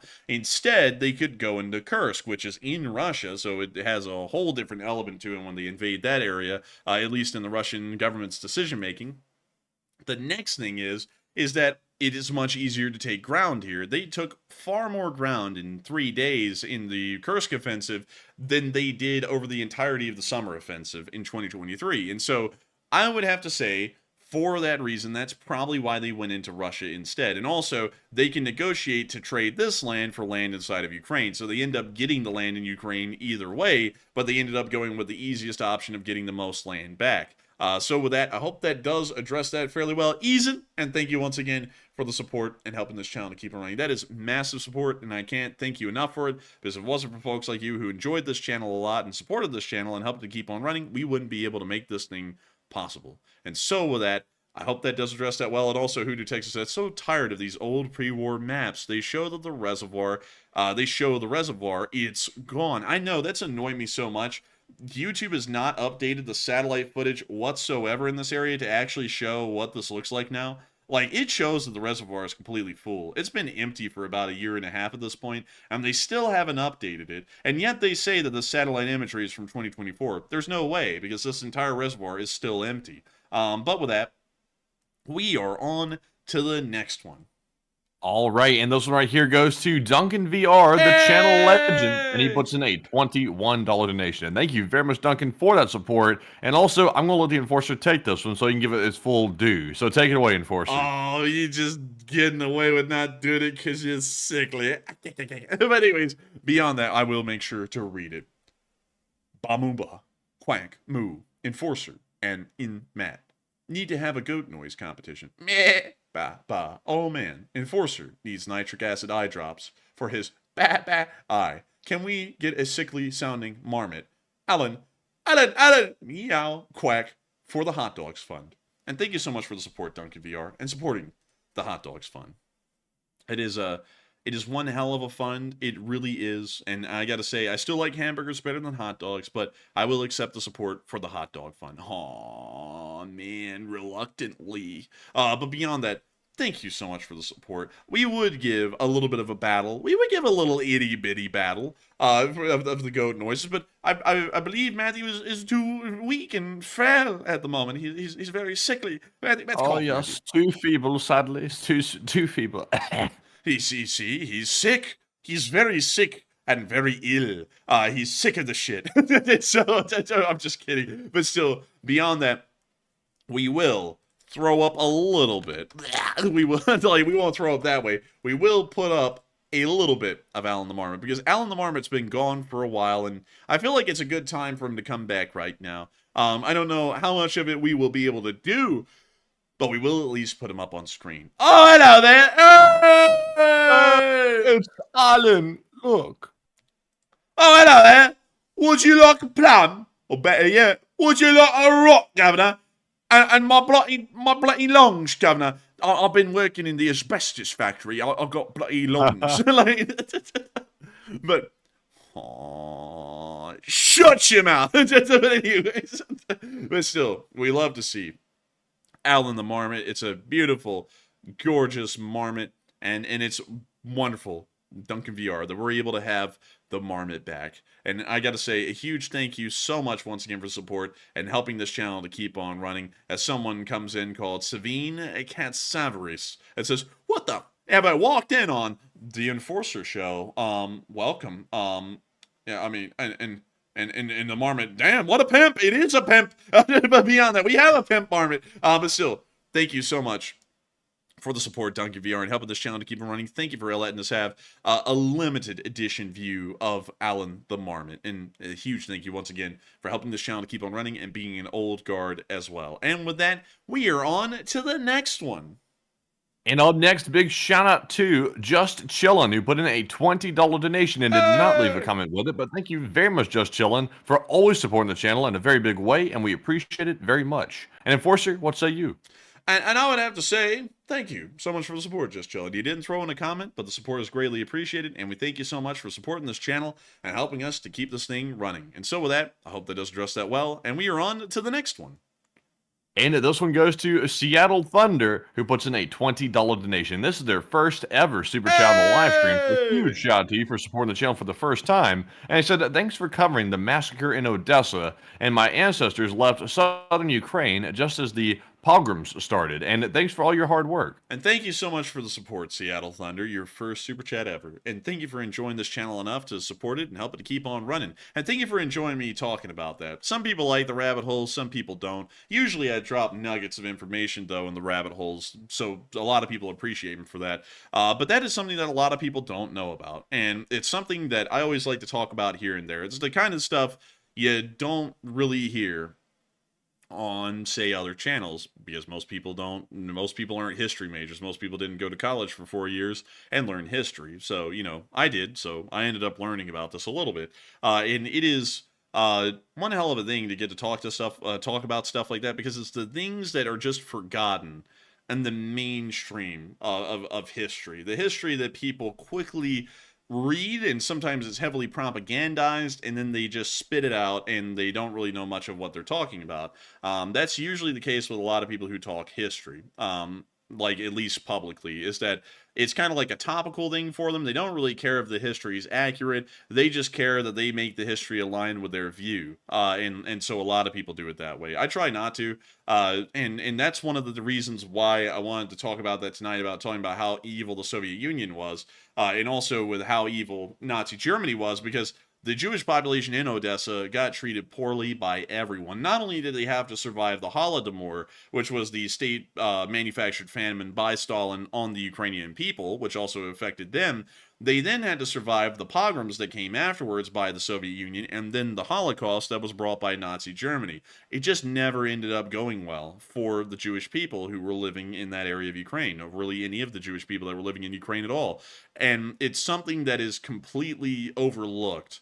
It's something that it's something that really complicates the area, especially when we talk about the atrocities that the Soviet Union was conducting against the Ukrainians and also against the Jews living in Ukraine, because something that a lot of people don't know, and this is something that makes the entire Eastern Front very complicated, and also has complicated the image of Ukraine in the public's mind nowadays, because it's something that people see in black and white. They don't see the kind of nuance that actually existed in this area. Both the Soviet Union and Nazi Germany, like I was saying a while ago, are horrendous, evil, despotic regimes, especially during this time in history. And so the Ukrainians had just gotten done living through the Holodomor, and nearly 8 to 10 million Ukrainians died in that famine that was manufactured by Joseph Stalin, by the Soviet Union. And so then the Nazi Germans invade the country, and for the Ukrainians, weirdly enough, a lot of people wouldn't see it this way, but for the Ukrainians, they were practically being liberated. The Soviet Union had treated them like shit. Like, truly, they had treated them quite horrendously. Millions had died under the Soviet Union's control, and for that reason, the Ukrainians were actually a bigger fan of Nazi Germany than they were the Soviet Union, because they had literally been starved to death for years before. And so, when the Nazis came through, a lot of Ukrainians actually ended up kind of liking the Nazis at the start. And then the Nazis started genociding the Ukrainians, and then they also started genociding the Jews living in Ukraine. And so then it was kind of a little bit of a bittersweet sort of a thing at that point, because then the Ukrainians went, we got starved to death under the Soviets, we're getting genocided by the Nazis, so we're not really winning either way. And then out of this, there was this very small group that was led by a guy called Stepan Bandera, who ended up joining the is a kind of a little bit of an interesting thing. Also, really quickly before I keep on going, Enforcer Matt's actually going to have to hop off right here, because Matthew's not feeling that great. He's a little bit sick. Just wanted to give a little heads up to everyone, and also Matthew, I got to thank you so much for being here as long as you have been tonight. That's absolutely incredibly nice of you. Just an amazing thing that you did. I'm sure everyone appreciated it as well. And do you have any last words you want to say before we take you out? Yes, and I will say good night, folks, and thank you all for the well wishes once again. Sadly, I would stay the entire time, but I'm feeling very rough, and I better get to sleep and try to sleep this thing off, and hopefully I can get better soon and sound like I have some life in me next time I get on here. So thank you all once again for the get well wishes, and I'll see you hopefully tomorrow sounding a little bit better. But good night to you all. And good night to Matthew. We'll see you around. And of course, that is a good night for Enforcer Matt. I'll be running the thing for the rest of the night single-handedly, solo, like I have done before. But nevertheless, good night to Enforcer Matt. Put an LSA in the chat if you hate to see him go. And moving back to the story I was telling y'all just a second ago, there came this guy in the middle of the war, around 1943, late 1943, called Stepan Bandera. And Stepan Bandera was a Ukrainian through and through. And he was also a Ukrainian nationalist as well. Now, a lot of people associate nationalism with kind of a negative connotation, but that really means that this guy believed in the existence of an independent Ukrainian state. And so Bandera actually ended up joining the SS, and so did a large amount of Ukrainian volunteers. I believe there was about 10,000 of them. And they ended up creating something called the Galicia Brigade, or the Galicia Legion, which was a group of Ukrainian soldiers that were fighting on the side of Germany against the Soviet Union. Because while the Germans were committing atrocities in Ukraine during the war, in most Ukrainians' eyes, those atrocities paled in comparison to what the Soviet Union had done to them right before the war started. And so that is actually, interesting enough, a propaganda spin that's been made today, because a lot of people don't know, like no one knows really, about the Holodomor and the pogroms that were happening under the time of the Soviet Union, the atrocities that were happening in Ukraine before the war. And so people look at the Soviet Union as kind of just being this sort of benevolent thing. You know, it wasn't really doing anything bad to anyone yet. There were some gulags, but those are funny because that's comedy, you know, or something along those lines. No one really looks at it in the kind of gray area that the Ukrainians were seeing it during that war, where they were really faced with two terrible options and they had to pick one or the other. And so that's something that I always find a little bit disparaging, especially about everyone who talks about Ukrainian history, because it's not like the Ukrainians had any kind of an easy path. You know, it's not like there wasn't a good side for the Ukrainians to join. It was either the Soviets, who starved a lot of them to death before the war started, literally just right before the war began, or it was the Nazis who were conducting a genocide in Ukraine. They had to pick from one or the other. And so they ended up picking the ones that didn't starve them to death in the millions. So really kind of a sad thing to talk about. In reality, kind of the tough spot that Ukraine was in at that time. But still, it's an unfortunate reality of history for the large part. But beyond that, I would have to say thank you so much for enjoying my talk earlier about the Jewish folks who lived in Odessa and also what happened to them, because things like this, things I'm talking about right now with history, you just don't see it a lot. You don't really see it much at all. And so with that, I hope that does address that fairly well. Thank you so much once again for support. And with that, we're moving on to our next one, which is actually a $20 super chat from Eason. And Eason said, from Matt's NyQuil. And hey, thank you so much once again for the support and helping this channel to keep on running. And really quickly, let me get that right there, because now the bots are going to start rolling in right when Enforcer Matt left. But still, I got to thank you so much once again for supporting the NyQuil fund for Matty. He certainly needs it because he's not doing that great. I got to give him a huge shout out for being here as long as he was tonight, because, I mean, he was really hanging in. He was doing pretty rough before the stream. And I got to say, if I can count on anyone, I can always count on Enforcer Matt, an amazing co-host, incredibly hard worker. He does amazing work behind the scenes, helping this channel to keep on running alongside me.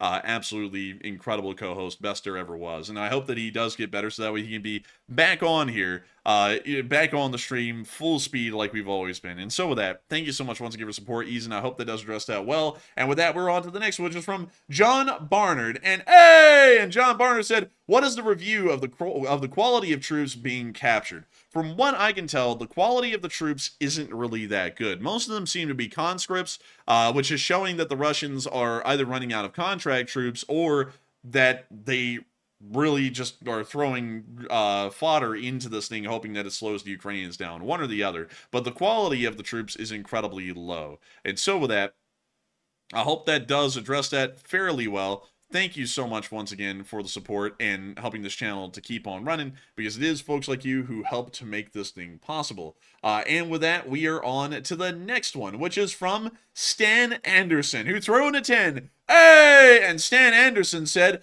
been following you guys for a couple of weeks now. Joyzy guy. Hey, ex-Joyzy. He's from New Jersey. And glad to have found your informative channel. Thanks, dudes. And how will Bortnikov change what Gerasimov was doing? That's a very good question. And thank you for watching the channel for a couple of weeks and deciding that the channel was worthwhile to support. That is incredible. And I got to thank you massively once again for that support. To answer your question about the change in command, at least in the defense of Kursk, I feel like Bortnikov, if Bortnikov is the bodyguard, and I think he is, it's not going to go well, because this means that all decisions are going to be made by Putin, and Putin isn't exactly a military strategist either. He's had a pretty rough record, and it's, you know, it's not like he's a military genius or anything. I mean, you know, the war in Georgia didn't go well. And the second Chechen war took about 9 years to fight an insurgent force in a small area of Russia. So, in my opinion, in my honest opinion, I would have to say, I would have to say it's not going to be doing any well. It's actually going to probably do worse now that Gerasimov has been changed out. And so with that, I hope that does address that fairly well. Big thanks to you once again for the support, Stan Anderson. And with that, we are on to the next one, which is the $10 super chat from Sparky107107. And he said, Snipe Putin and war over?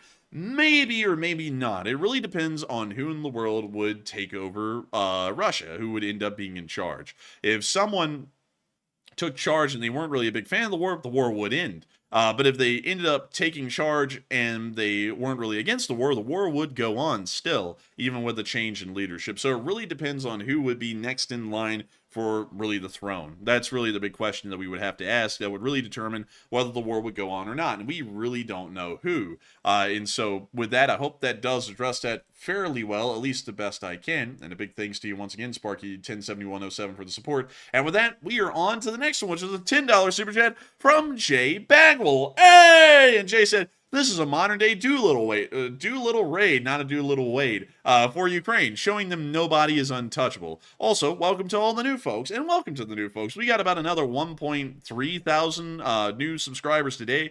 big welcome to everyone. I hope that y'all are enjoying it here. I hope that y'all really like the channel, and I hope y'all stick around a good bit as well. And also, I would have to agree with you, J Bagwell. This is, once again, kind of like a Doolittle raid a little bit. It's reminding the Russians that the war can come to them, and that's exactly what the Doolittle raid was meant to do. It was to remind the Japanese that the war will come to them, and it inevitably ended up coming back to them. The fire bombings were pretty damn rough, but I would completely agree with you, J Bagwell. This is certainly like a Doolittle raid of a form, and it really also is a massive one because they're attacking and fighting near to the area of the hero city of Kursk, which is a big thing historically for the Russians. And so with that, I hope that does address that fairly well. Very good comparison, by the way, Jake Bagwell. I think that's an amazing one. And a huge thanks to you once again for the support and helping this channel to keep on running. And with that, we have a $10 super chat from Seba. Hey! And Seba said, feel better soon, Enforcer Matt. And I hope that he does. Because folks like Matt, they work incredibly hard. I don't think many people know how hard Enforcer Matt works on this channel, because, you know, usually whenever we have this dance and song, I usually talk about how much I work. Matthew works a whole lot as well. Actually, nowadays, he probably works on everything involved with the channel, not just the streams, about as much as I do. It's amazing the kind of stuff that we've been able to achieve together. He works incredibly well. I hate to see him sick, but nevertheless, he keeps on working as much as he can. It's something that I greatly appreciate. It helps out massively with helping to make sure that we can make this thing possible every day, and so I hope that he does get better. And so with that, thank you so much once again for the support. I hope that does address that fairly well. And with that, we have a $10 super chat from Heather Fitzgibbon. And Heather Fitzgibbon said, for Matt's Tylenol fund. And hey, thank you so much for the support and helping this channel to keep on running. And I got to say, a massive thanks to you for enjoying this channel, for wanting Matthew to feel better. I hope Matthew does feel better because Enforcer Matt, like I was saying, he works really hard, and I hope that he gets better and he's back on stream really soon. And so with that, huge thanks to you once again. I hope that does address that incredibly well. And with that, we are on to the next one, which is a $10 super chat from Darren Quinn. Hey! And Darren Quinn said, maybe Rlysk helicopter needs screed signs to stop friendly fire. Maybe Darren Quinn, maybe they didn't see the Legov sign because it was gone, and so they ended up greasing them. I don't know, maybe so. But still, thank you so much once again for support and helping this channel to keep on running. I hope that does address that fairly well. And with that, we're going to be moving on to the next one, but a pretty good one. I got to say, that is actually pretty funny. And with that, we got a $10 super chat from Adrian Nuanis. Hey! They didn't throw in any comment, but the support is greatly appreciated because it helps us to keep this channel running. And of course, a big shout out to you. While you didn't say anything in the comment, well, the support means a lot, and it helps this channel to keep on running. So a big thanks to you once again. And with that, we are on to the next one, which is a $10 super chat from Yana Bergevin. Hopefully I'm pronouncing that correctly. Hey! And Yana Bergevin said, look on Twitter for the reviews. Lots of screenshots. They're hilarious. And we actually did see some in our Twitter DMs, and they are pretty funny. But sadly, I don't think we would want to show them on stream, because if we showed them, we would be doxing some people in the DMs. So I thank you so much once again for support and helping this channel to keep on running. It is folks like you who help to make it possible, and they are really funny. And with that, we are on to the next one, which is a $10 super chat from Gary Black, hey, who didn't throw in a comment, but the support is greatly appreciated. And I thank you so much once again for supporting this channel and helping it to keep on running, because if it wasn't for folks like you, we wouldn't be able to make this channel possible, much like we are right now. And so a huge thanks to you once again. And with that, we are on to the next one, which is a $10 super chat from Strong River Flats. Hey! And Strong River Flats said, thanks for all the effort, LSA. And thank you so much, Strong River Flats, for enjoying all of the effort that we put into this channel and supporting it so that way we can keep this effort going. We work a lot on this channel. Loads. It's our pride, our passion. We put our entire soul into this thing at this point, making sure that the news we put out is as accurate as it can be, as detailed as it can be. It really is, literally everything that we can try to make it, we try to the best we can. I've got to thank you so much for the support and wanting to help this channel to keep on running, because your support helps it to be possible for us to do this as a living and to be able to focus on this full time. And so a big thanks to you. I hope that does address that incredibly well. And with that, we are on to the next one, which goes to WCatFN. Hey! Thank you so much for the support, WCatFN. And WCatFN said, take a live chat question. And we will. And this live chat question will go to Susan Cook. And Susan Cook said, from California. Oh, hello, all the way to California. And I read an article today on robo-dogs being used in Ukraine. Do you think these are being used in the Battle of the Frontier? I don't think so. We haven't seen any video or picture evidence yet of any kind of robo-dog being used in the Battle of the Frontier, so I'm doubting that at the moment. I have a feeling those are being used inside of Ukraine, most likely in tests at the moment, and then they're probably going to introduce those into frontline units, probably in very active front lines where manpower is a little bit short, like the KURSK front. That probably will be the first place we see anything like that happening. And so with that, I hope that does address that live chat well. Thank you once again for support, WCatFN, and helping this channel to keep on running. And really quickly, to make sure I don't get things out of order, because I'm trying to manage the spreadsheet and the live chat at this point single-handedly, big shout out to David Long, who threw in a 2, hey, and said, could NATO or Poland run prison camps for Ukraine? They could, but the diplomatic repercussions of that would most likely turn NATO and Poland into direct belligerents of the war, which would pull the entire West into a war that we've been trying to avoid so far. And so with that, I hope that does address that fairly well, David Long. Thank you once again for support and helping this channel to keep on running. I hope that does address that well. And with that, we are on to the next one, which is a $10 super chat from Thistle. Thistle said, thank you for your hard work. Keep up the coverage at Slava Ukraini. And thank you so much for the support, Thistle, and helping this channel to keep on running. It is folks like you who help to make this channel possible and help us to keep this thing running. It looks like we might be running into lag, and we are. So let's wait for that to pass.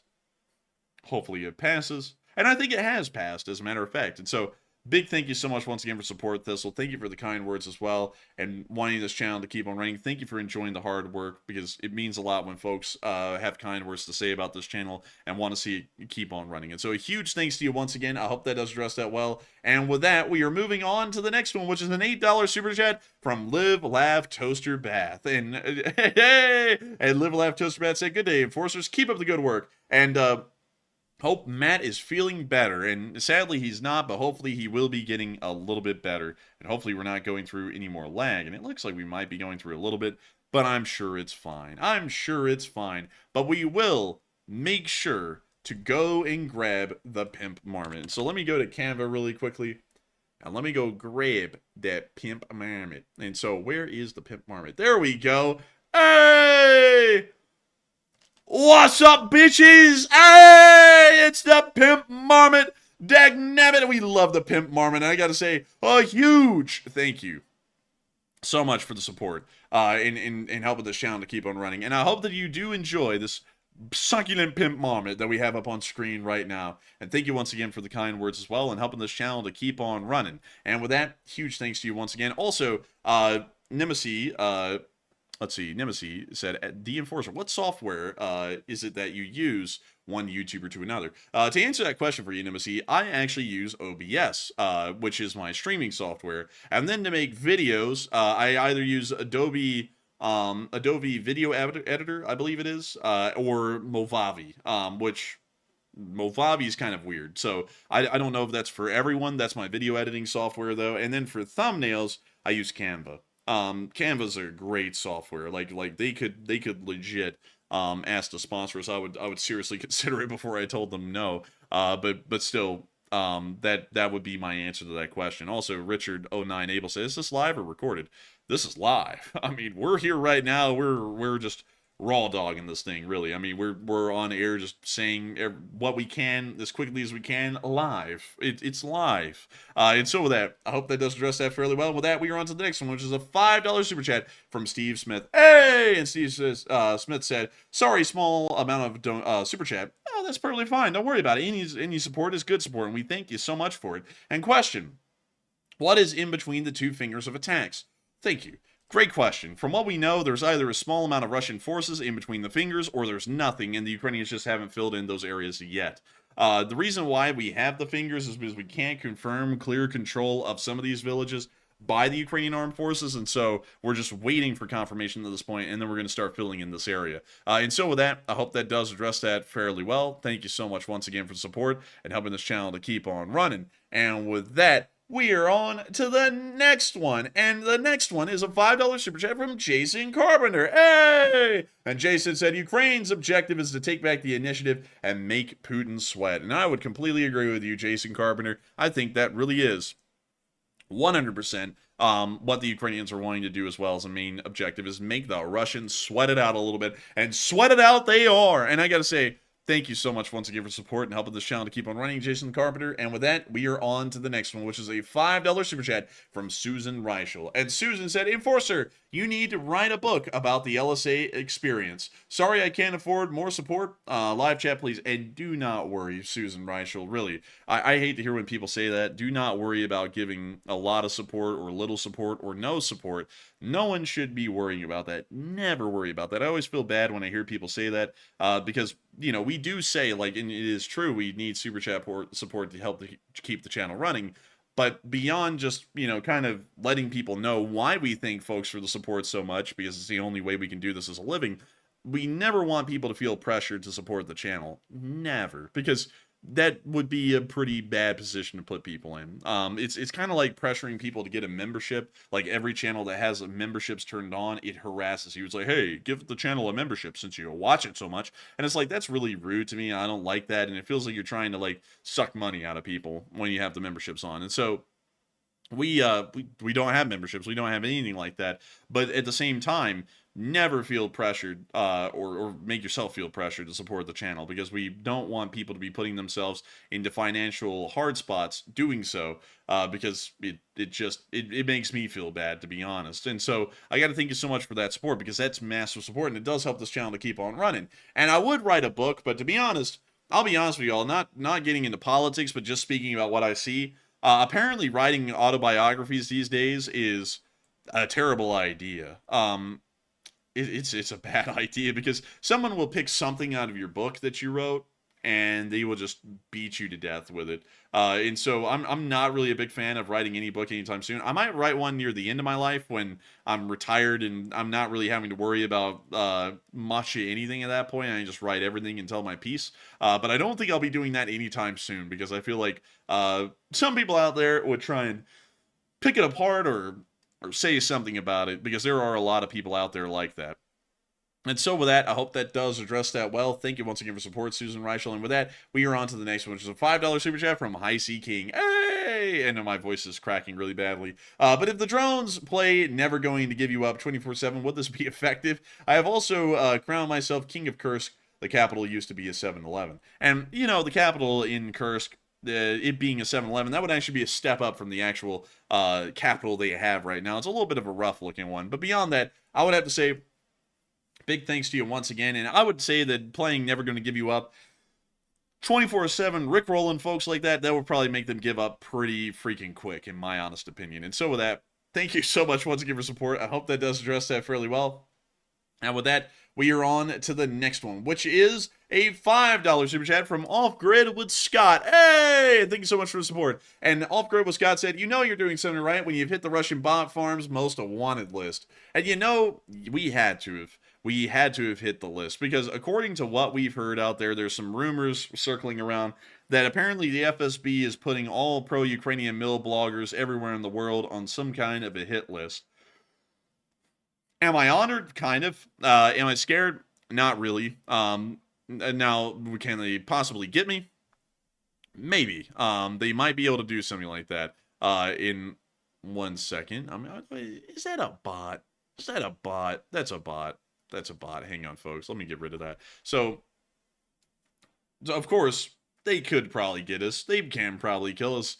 But like I was saying last night, that's kind of a part of the risks we assumed by doing this. You know, I can't really complain about something that I knew could be around the corner when we signed up for doing something like this. I mean, could we die? I mean, there's a, you know, if they really put some time and effort into it, sure. I mean, we could get killed quite easily by the FSB, I'm fairly sure.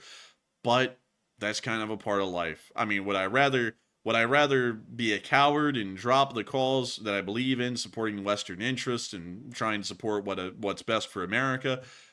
Or would I rather die asserting what I believe in? I would rather die asserting what I believe in, to be entirely honest with you all. And so if they get us, they get us. If they don't, they don't. But the rumors going around that they're trying to start, well, they're going to start targeting pro-Ukraine military bloggers. And if so, that is what it is. Like, I can't really do much about it. Oh, well. If we get hit, we get hit. That is what it is. Can't complain. Not going to make it a victim. Not going to try and overplay that and be like, oh, I'm going to take a bullet for you. No, like that's ridiculous. You know, it's what I signed up for. It comes with a job. I'm here to do a job. It's what I want to do. And if I end up getting hurt or getting killed doing this somehow, some way, that is what it is. But with that, I hope that does address that fairly well. And with that, we are on to the next one, which is a $5 super chat from Oliver Queen. And Oliver Queen said, usually these signs put 1 kilometer before and after a town. I would say that that is the case, but from what we saw on the E38, they actually looked like they were almost in the town, because the sign was about right here. And let me see if I can drop down and show that again. Actually, yeah, they were. Yep, here they are, right here. They're actually in the town of Lgov.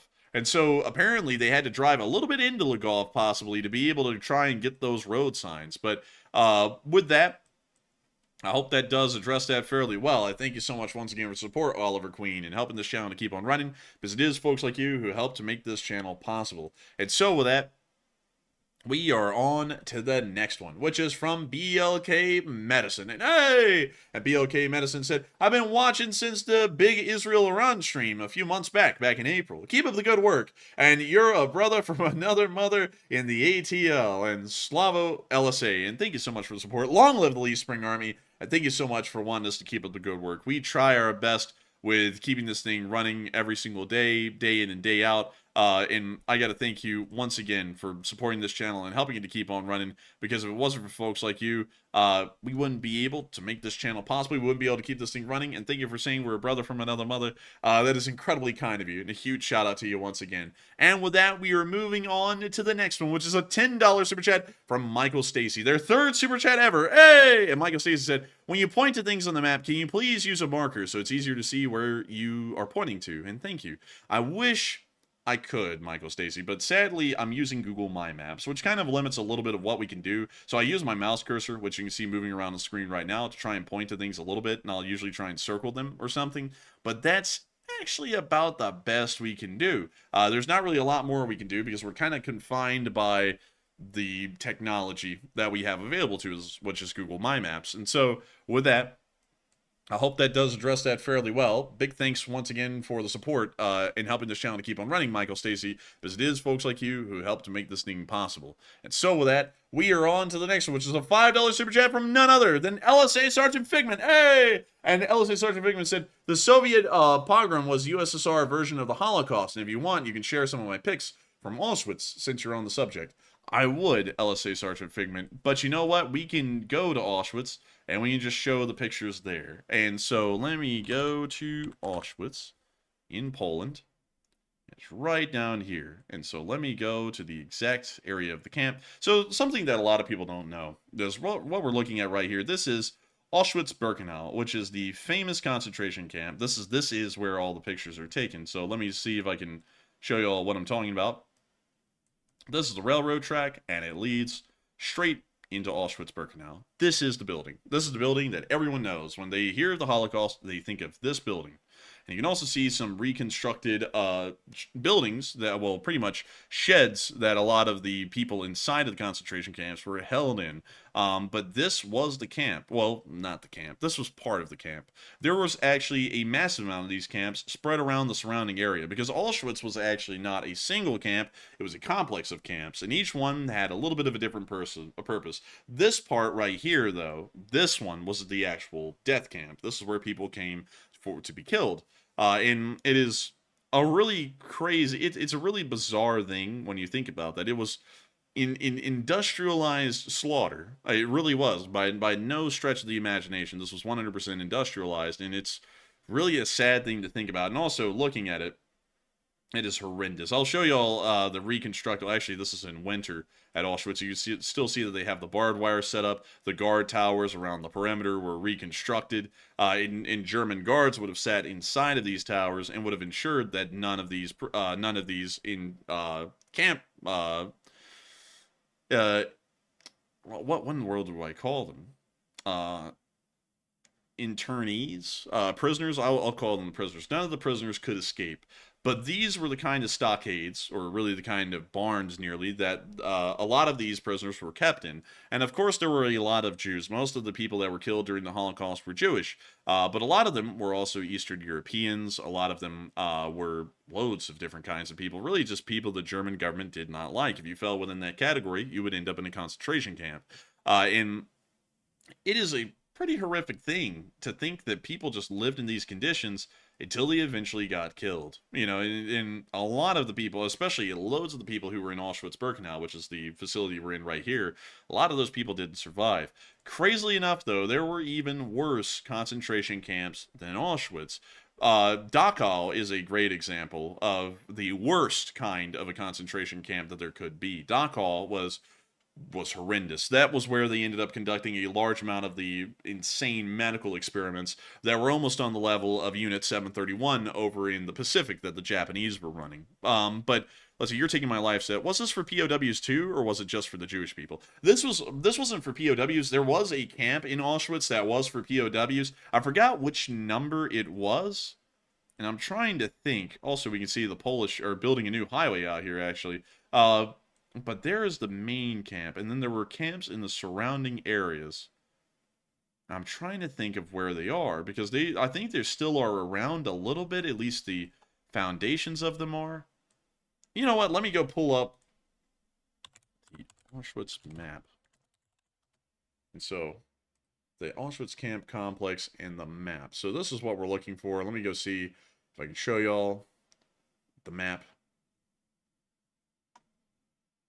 Okay, so here we go. So here's a series of the camps, because there were several of them that were a part of the Auschwitz compound. So this is Auschwitz-Birkenau 2, which is the actual one that y'all see here when we go back down into this area. Let me go find it again. Let's see, it's not over here, Crocodiles. I think it's over here. Dang it! How in the world have I lost it?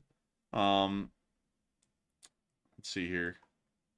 Might be dipped. Hang on, let me just go put that. There we go. Okay, so it's up here, and then over here, this is where Auschwitz is. So this is Auschwitz-Birkenau 2, which is actually the second camp that was built. And this one was built during the summer of 1944. So it was actually, by the time that the Soviets liberated, it wasn't really that old.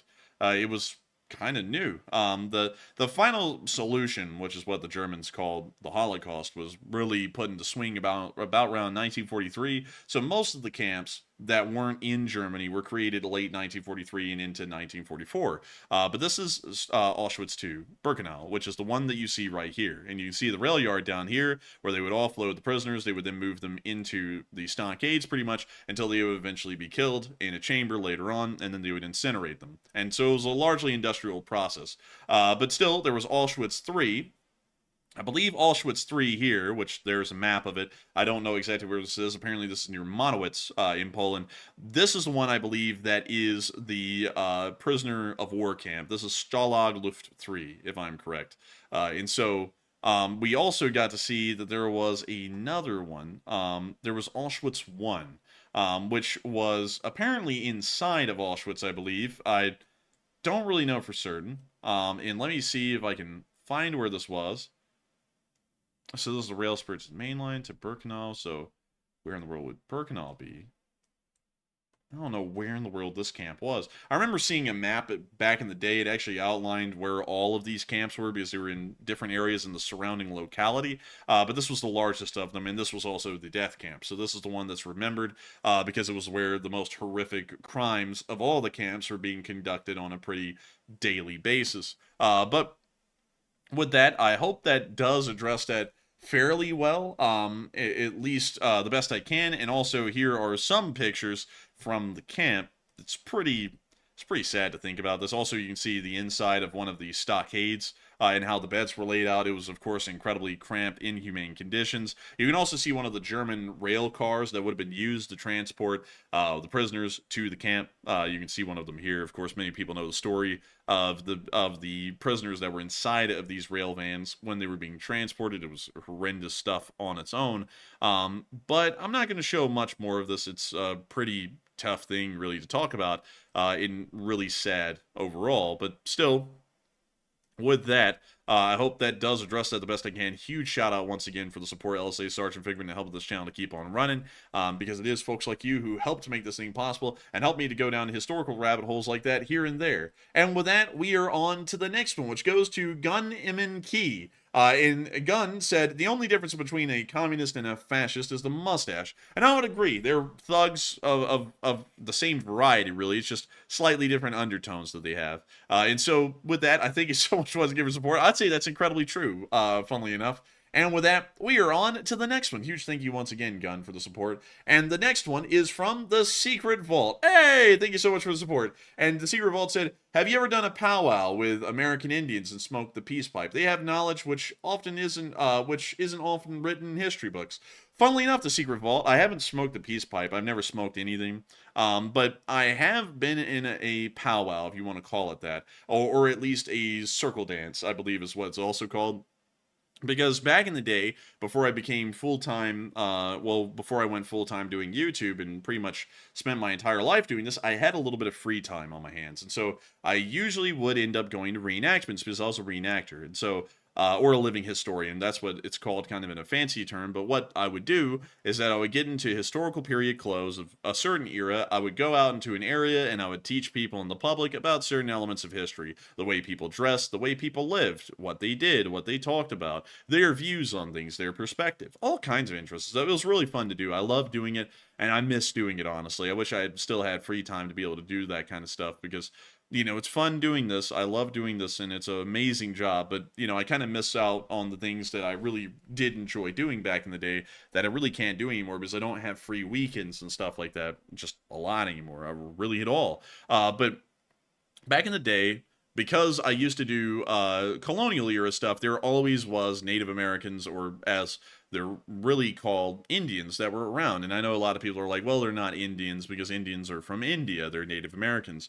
Really, from what I know, from when I would run into Indians at reenactments, they really preferred Indian. They didn't like Native Americans, so I ended up calling them Indians.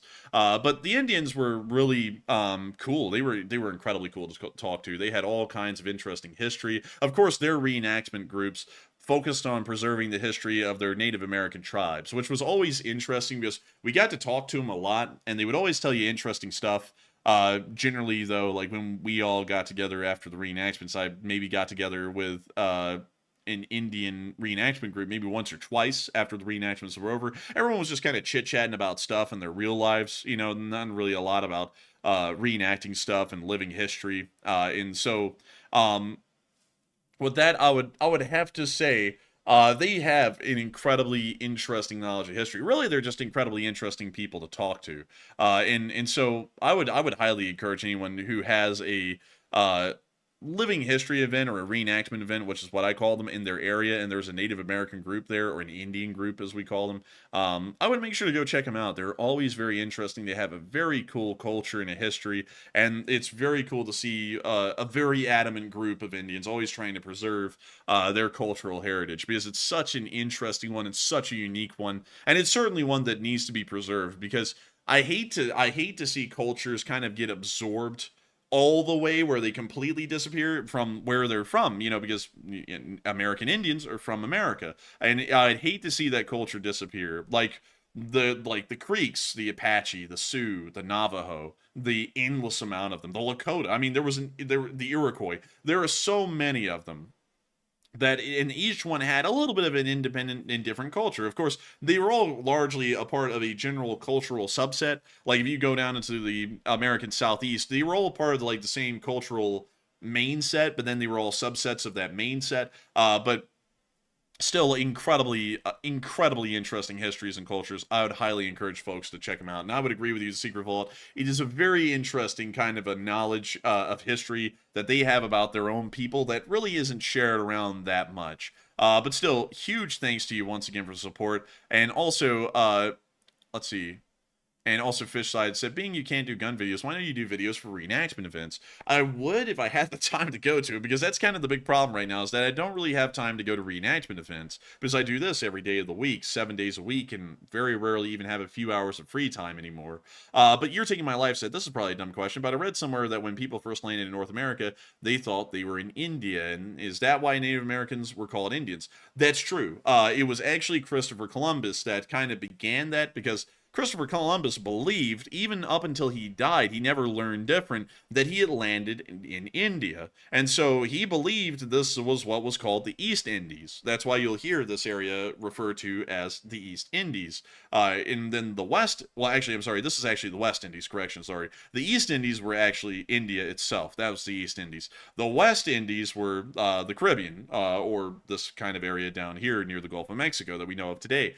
Christopher Columbus never knew different. And so when he ran into all of these Indians, American Indians, he ended up calling them Indians because that's what he thought they were. And that just kind of stuck. And so everyone ended up calling them Indians for a very long time. And then in modern history, people stopped calling them Indians because there was a big move to start calling them Native Americans, which for some reason, from what I know, talking to American Indians that I've had experience with in the past, I asked them about that. I was like, do y'all like being called Native Americans, or do y'all like being called Indians? Most liked being called Indians, actually. A few of them, a very few of them that I ran into preferred Native Americans. So generally I say American Indians because from their own preference, they like that better. So I'll call them what they prefer to be called. You know, so if they wanted to be called Native Americans, I'm going to call them a Native American. If they want to be called an American Indian or an Indian,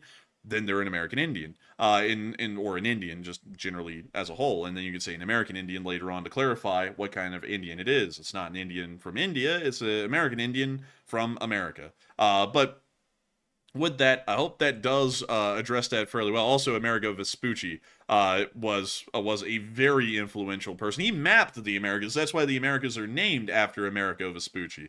But still, let's see. And also Fishside said, do you think the natives just effed with him and when he landed and asked if he was India?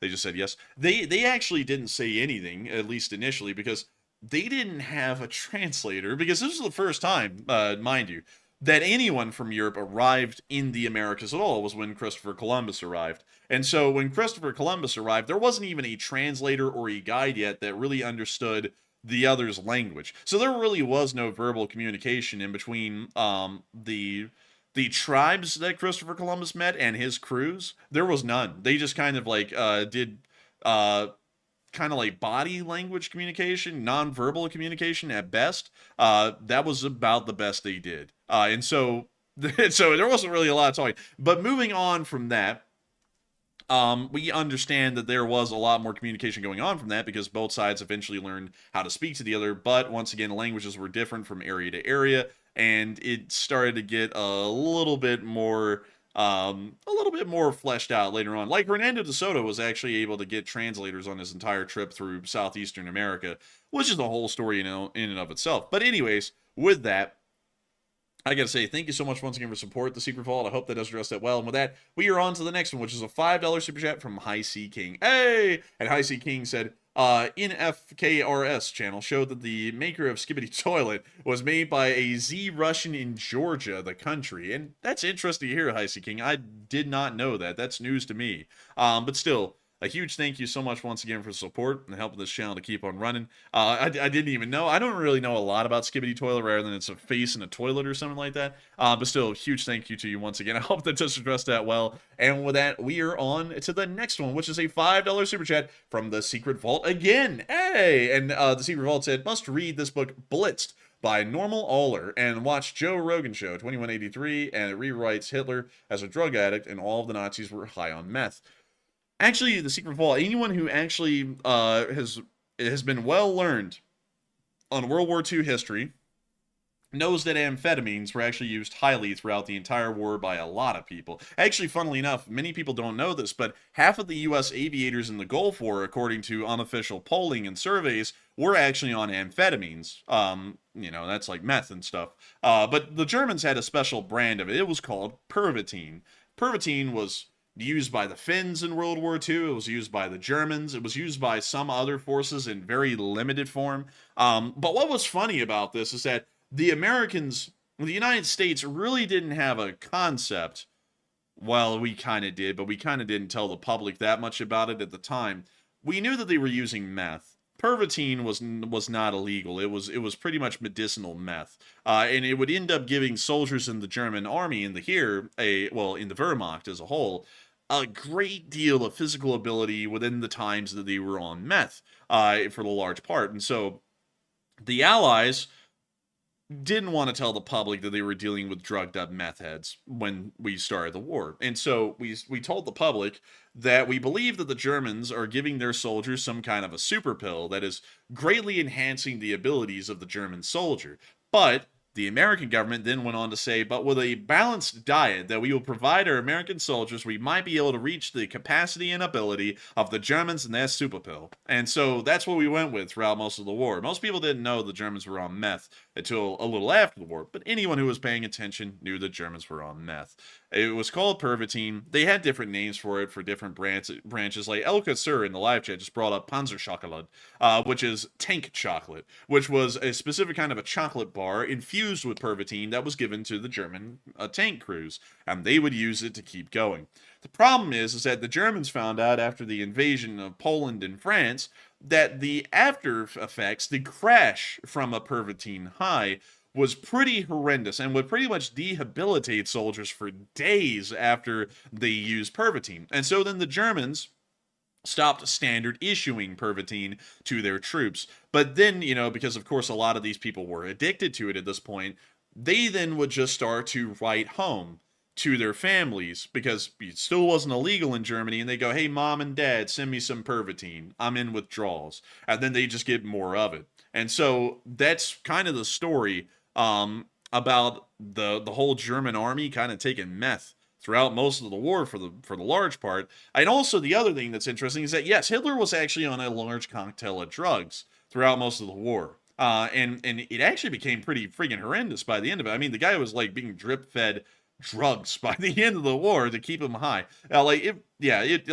That's not really rewriting the history. That's actually something that is talked about a lot in historic circles, at least to talk about World War II a good bit, is that the Germans were absolutely blitzed out of their minds on drugs throughout most of the war. A lot of them were. And so with that, I hope that does address that fairly well. Luckily, America wasn't like that. We actually passed the Harold Taft Act back in 1919, which banned pretty much most narcotics like that. But before that, America was like the Wild West of drugs. I mean, really, the Americans were the ones who pioneered a lot of the drugs that we know today. A lot of the ones that are considered pretty bad.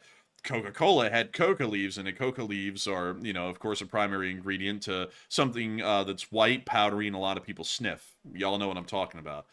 There was, just you name it. There was crazy stuff and everything back then in America. And then the Harold Taft Act passed in 1919, which largely started to ban a lot of the narcotics that a lot of people know about today as being very illegal. And that was kind of the beginning of the end of drugs being widely consumed, pretty much unregulated in America. But with that, I hope that does address that somewhat well. So thank you so much once again for support and helping this channel to keep on running. And also, I will have to try and read the book Blitz, because if it's about that, I would be interested in learning a little bit more. But with that, we have another $5 super chat from the Secret Vault. And the Secret Vault said Hitler has only got one ball. The other is in the Albert Hall. His mother... heavens. I can't read that one, but still, thank you so much for the support of the Secret Vault. On this channel to keep on running. Because if it wasn't for folks like you, we wouldn't be able to keep this channel running. And so with that, thank you so much once again for the support, and thank you once again for helping this channel to keep on running, because it is folks like you who help to make this channel possible. And with that, we are on to the next one, which is a $5 super chat from Ed. And hey, it's Irish Ed, and Irish Ed's here as the LSA's Celtic doctor. You are ordered to eat chicken soup every hour, and enforcer, if need be, give it to him intravenously. And hey, thank you so much for the support, Irish Ed, and I will make sure to do that right after the stream. And of course, a huge shout out to Irish Ed and your support and helping this channel to keep on running, because it is folks like you who help to make this thing possible. And so thank you once again. I hope that does address that well. And with that, we are on to the next one, which is a $5 super chat from TTC MZX. And TTC MZX, a serious question. Why do we never hear much about Bulgaria, despite being right in the middle of Turkey, Ukraine, Europe, and it's not small? Good question. I really don't know. I mean, that's a great question, TTC, because I have absolutely no clue why we don't hear a lot about Bulgaria. So, to be honest, I hate to say this, I would have to declare ignorance on that at the moment, and I'll be trying to look into that a little bit more and find out why. But still, thank you so much once again. I hope that does address that fairly well. And with that, we are on to the next one, which is a $2 super chat from Fair Launch Daily. And Fair Launch Daily said, will Putin pay cartels to attack the United States? Retaliation. Maybe. I would doubt that a little bit, and I'd also doubt that the cartels would want to take on that kind of attention and heat, because if they ever ended up attacking America like that, you could be guaranteed there probably would be a major American response to the cartel, and that probably wouldn't be good for business. So I would doubt that the cartel would ever follow through on something like that, at least at the moment, but you never know. But still, thank you so much once again for support. I hope that does address that well. And the next one is a $2 super chat from Hillbear. And Hillbear said, thanks for all you do. And thank you so much, Hillbear, for enjoying the challenge, supporting it, and helping to keep on running. Because it is folks like you who help to make this thing possible. And with that, we are on to the next one, which is HBO Matt. Hey, and thank you so much for the support. And HBO Matt said, gas station on the west side of Sudza has reviews AZS. And let's go take a look at those, since that might be the gas station. So the west side of Sudza. So there's that one. And so where is... Maybe it's this one.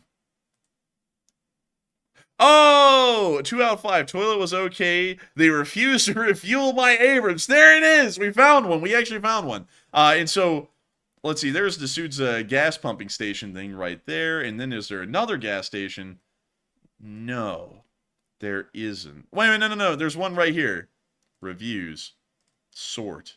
Newest. Super gasoline is at the level Okopulse full until full. And this is apparently from someone who may be Ukrainian, because it's posted 4 days ago. Great Ukrainian fuel station, really recommended. Very good service. They speak Ukrainian, Polish, Czech, and English. Payment in hryvnias, euros, and dollars. They do not accept rubles. Perfect Ukrainian gas station. Like a ghost town here, almost like an invasion happened or something. Excellent services by new Ukrainian owners. Happy customer. Akko for Akko. I don't know what that means, but convenient. Tank refueled. Now my favorite gas station. Well, the scenery, and most importantly, the house. And let's see here. After the arrival of the armed forces, the gas station became even better. I just visited together with my best... I can't read that one. Recently ordered a better... very cool gas station. Everyone communicates in Ukrainian, and the change is given in hryvnias. 5 out of 5. Interesting. So this is where the reviews were the entire time. It was at this gas station. Thank you so much for pointing that out, because I did not know it was at that one. But of course, a huge thank you once again for support and helping this channel to keep on running, because it is folks like you who help to make this thing possible. And the next one is a 2 from Elka Sir. And Elka said, will Belarus likely change for good if Ukraine wins? Maybe. If Ukraine wins, I feel like the Russians are going to go through a governmental change, probably lose grasp on the little that they have left, and that will probably include Belarus. So in my opinion, I would say yes, probably so. And so with that, thank you so much once again. I hope that does address that well. And with that, we are on to the next one, which is a 2 from Celix the Fat. And Celix said, just to add, salad fun. And, hey, I remember the salad fun. That was like 2 years ago, Celix the Fat. That's crazy. That had to have been like 2 years ago. And I got to thank you so much for bringing back an absolute legend of a joke. That is absolutely incredible. And of course, a huge thank you once again for support and helping this channel to keep on running. And with that, we are on to the final super chat of the night, which is from Ants the Man. And Ants the Man asked, is Patriot Battery as good as Iron Dome? They aren't, because the Iron Dome is meant for small-scale targets in large numbers. The Patriot is meant for larger targets in smaller numbers. So, really, the Iron Dome would suck in the kind of role that the Patriot fills, and the Patriot would suck in the kind of role that the Iron Dome fills. And so, in general, I would largely say neither one is as good as the other in the role that they fill. And so with that, thank you so much once again for support, and Seym for the support and helping this channel to keep on running and making it possible. And with that, we are now on into the live chat questions. I've got to say a huge thanks to everyone who supported the channel tonight. It's been absolutely incredible. We've gotten nearly 100,000 views on the stream. We'll probably pass 100,000 here before we get off air. But in the meantime, we have... the Morse code decoders and 3 live chat questions to grab before we round out tonight's stream. And so the Morse code message goes to Cliff Simonson, Mark Hodges, Earl Bernou, Paul Schultz, Kevin J, and David Millsaps. And the Morse code reads as follows. Russia is becoming more and more like Germany from World War II. It's not a good look at all, and long live the Lee Spring Army. And that is the sound of money, and y'all hit it dead on the nail. That was the Morse code message of the night. And I gotta say, huge thanks to y'all once again for getting that correct. It's been 903 days of war, and I gotta say a huge shout out to y'all for always getting the Morse code message. That is incredible. And with that, we are moving on to one more super chat, which is from David Long, who threw in a 2, and that's their 3rd super chat ever. Huge shout out to David Long. You've been a long-time viewer. And David Long said, when you are president, what will happen to the channel? The channel will probably largely go inactive by that point. That'll be way in the future. That's 17 years off in the future. Who knows? People may be watching, people may not be watching anymore of this channel. But beyond that, the channel will probably go a little dormant. I might try and post something every once in a while, kind of like an official presidential capacity on the channel. But there probably wouldn't be a lot more daily uploading because I would be busy being the president of this republic. And so with that, I hope that does address that fairly well. And we are on to the 3rd to last question of the night, which goes to Boss. And Boss said, do you know if China will be sanctioned for trying to export rocket fuel precursors, peroxide derivatives, that exploded in a Chinese port on a container ship bound for Iran? Probably not. The Chinese economy is tied in too heavily for us to really sanction them heavily for that, because it's kind of a minor incursion of all incursions that could happen. So I would say we're probably not going to see any sanctions resulting because of that, although that is something to note.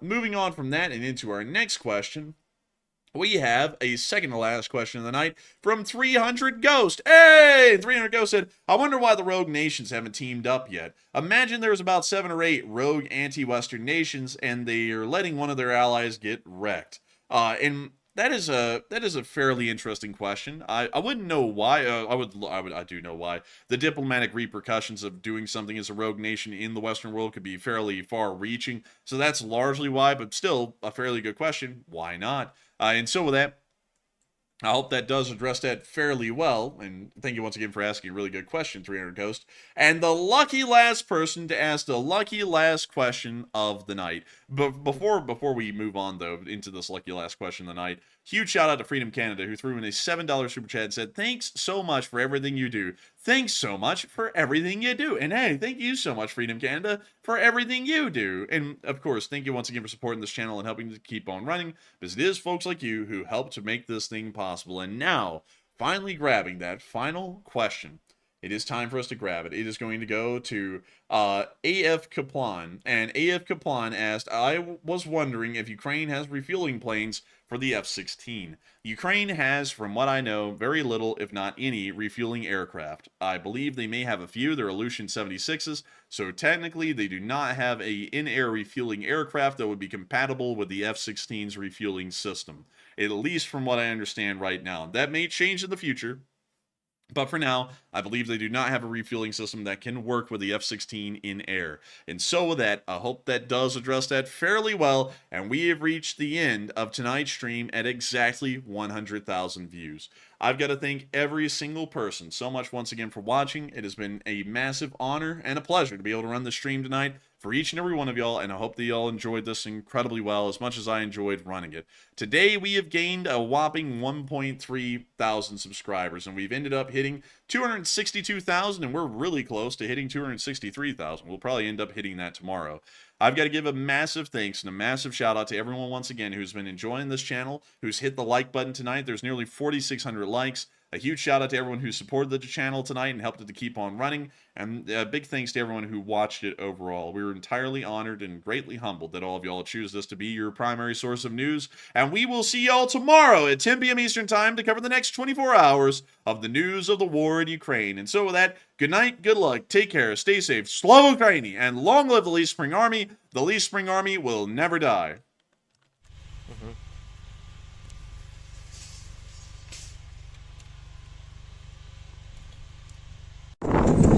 Yes. The Lee Spring Army sends its regards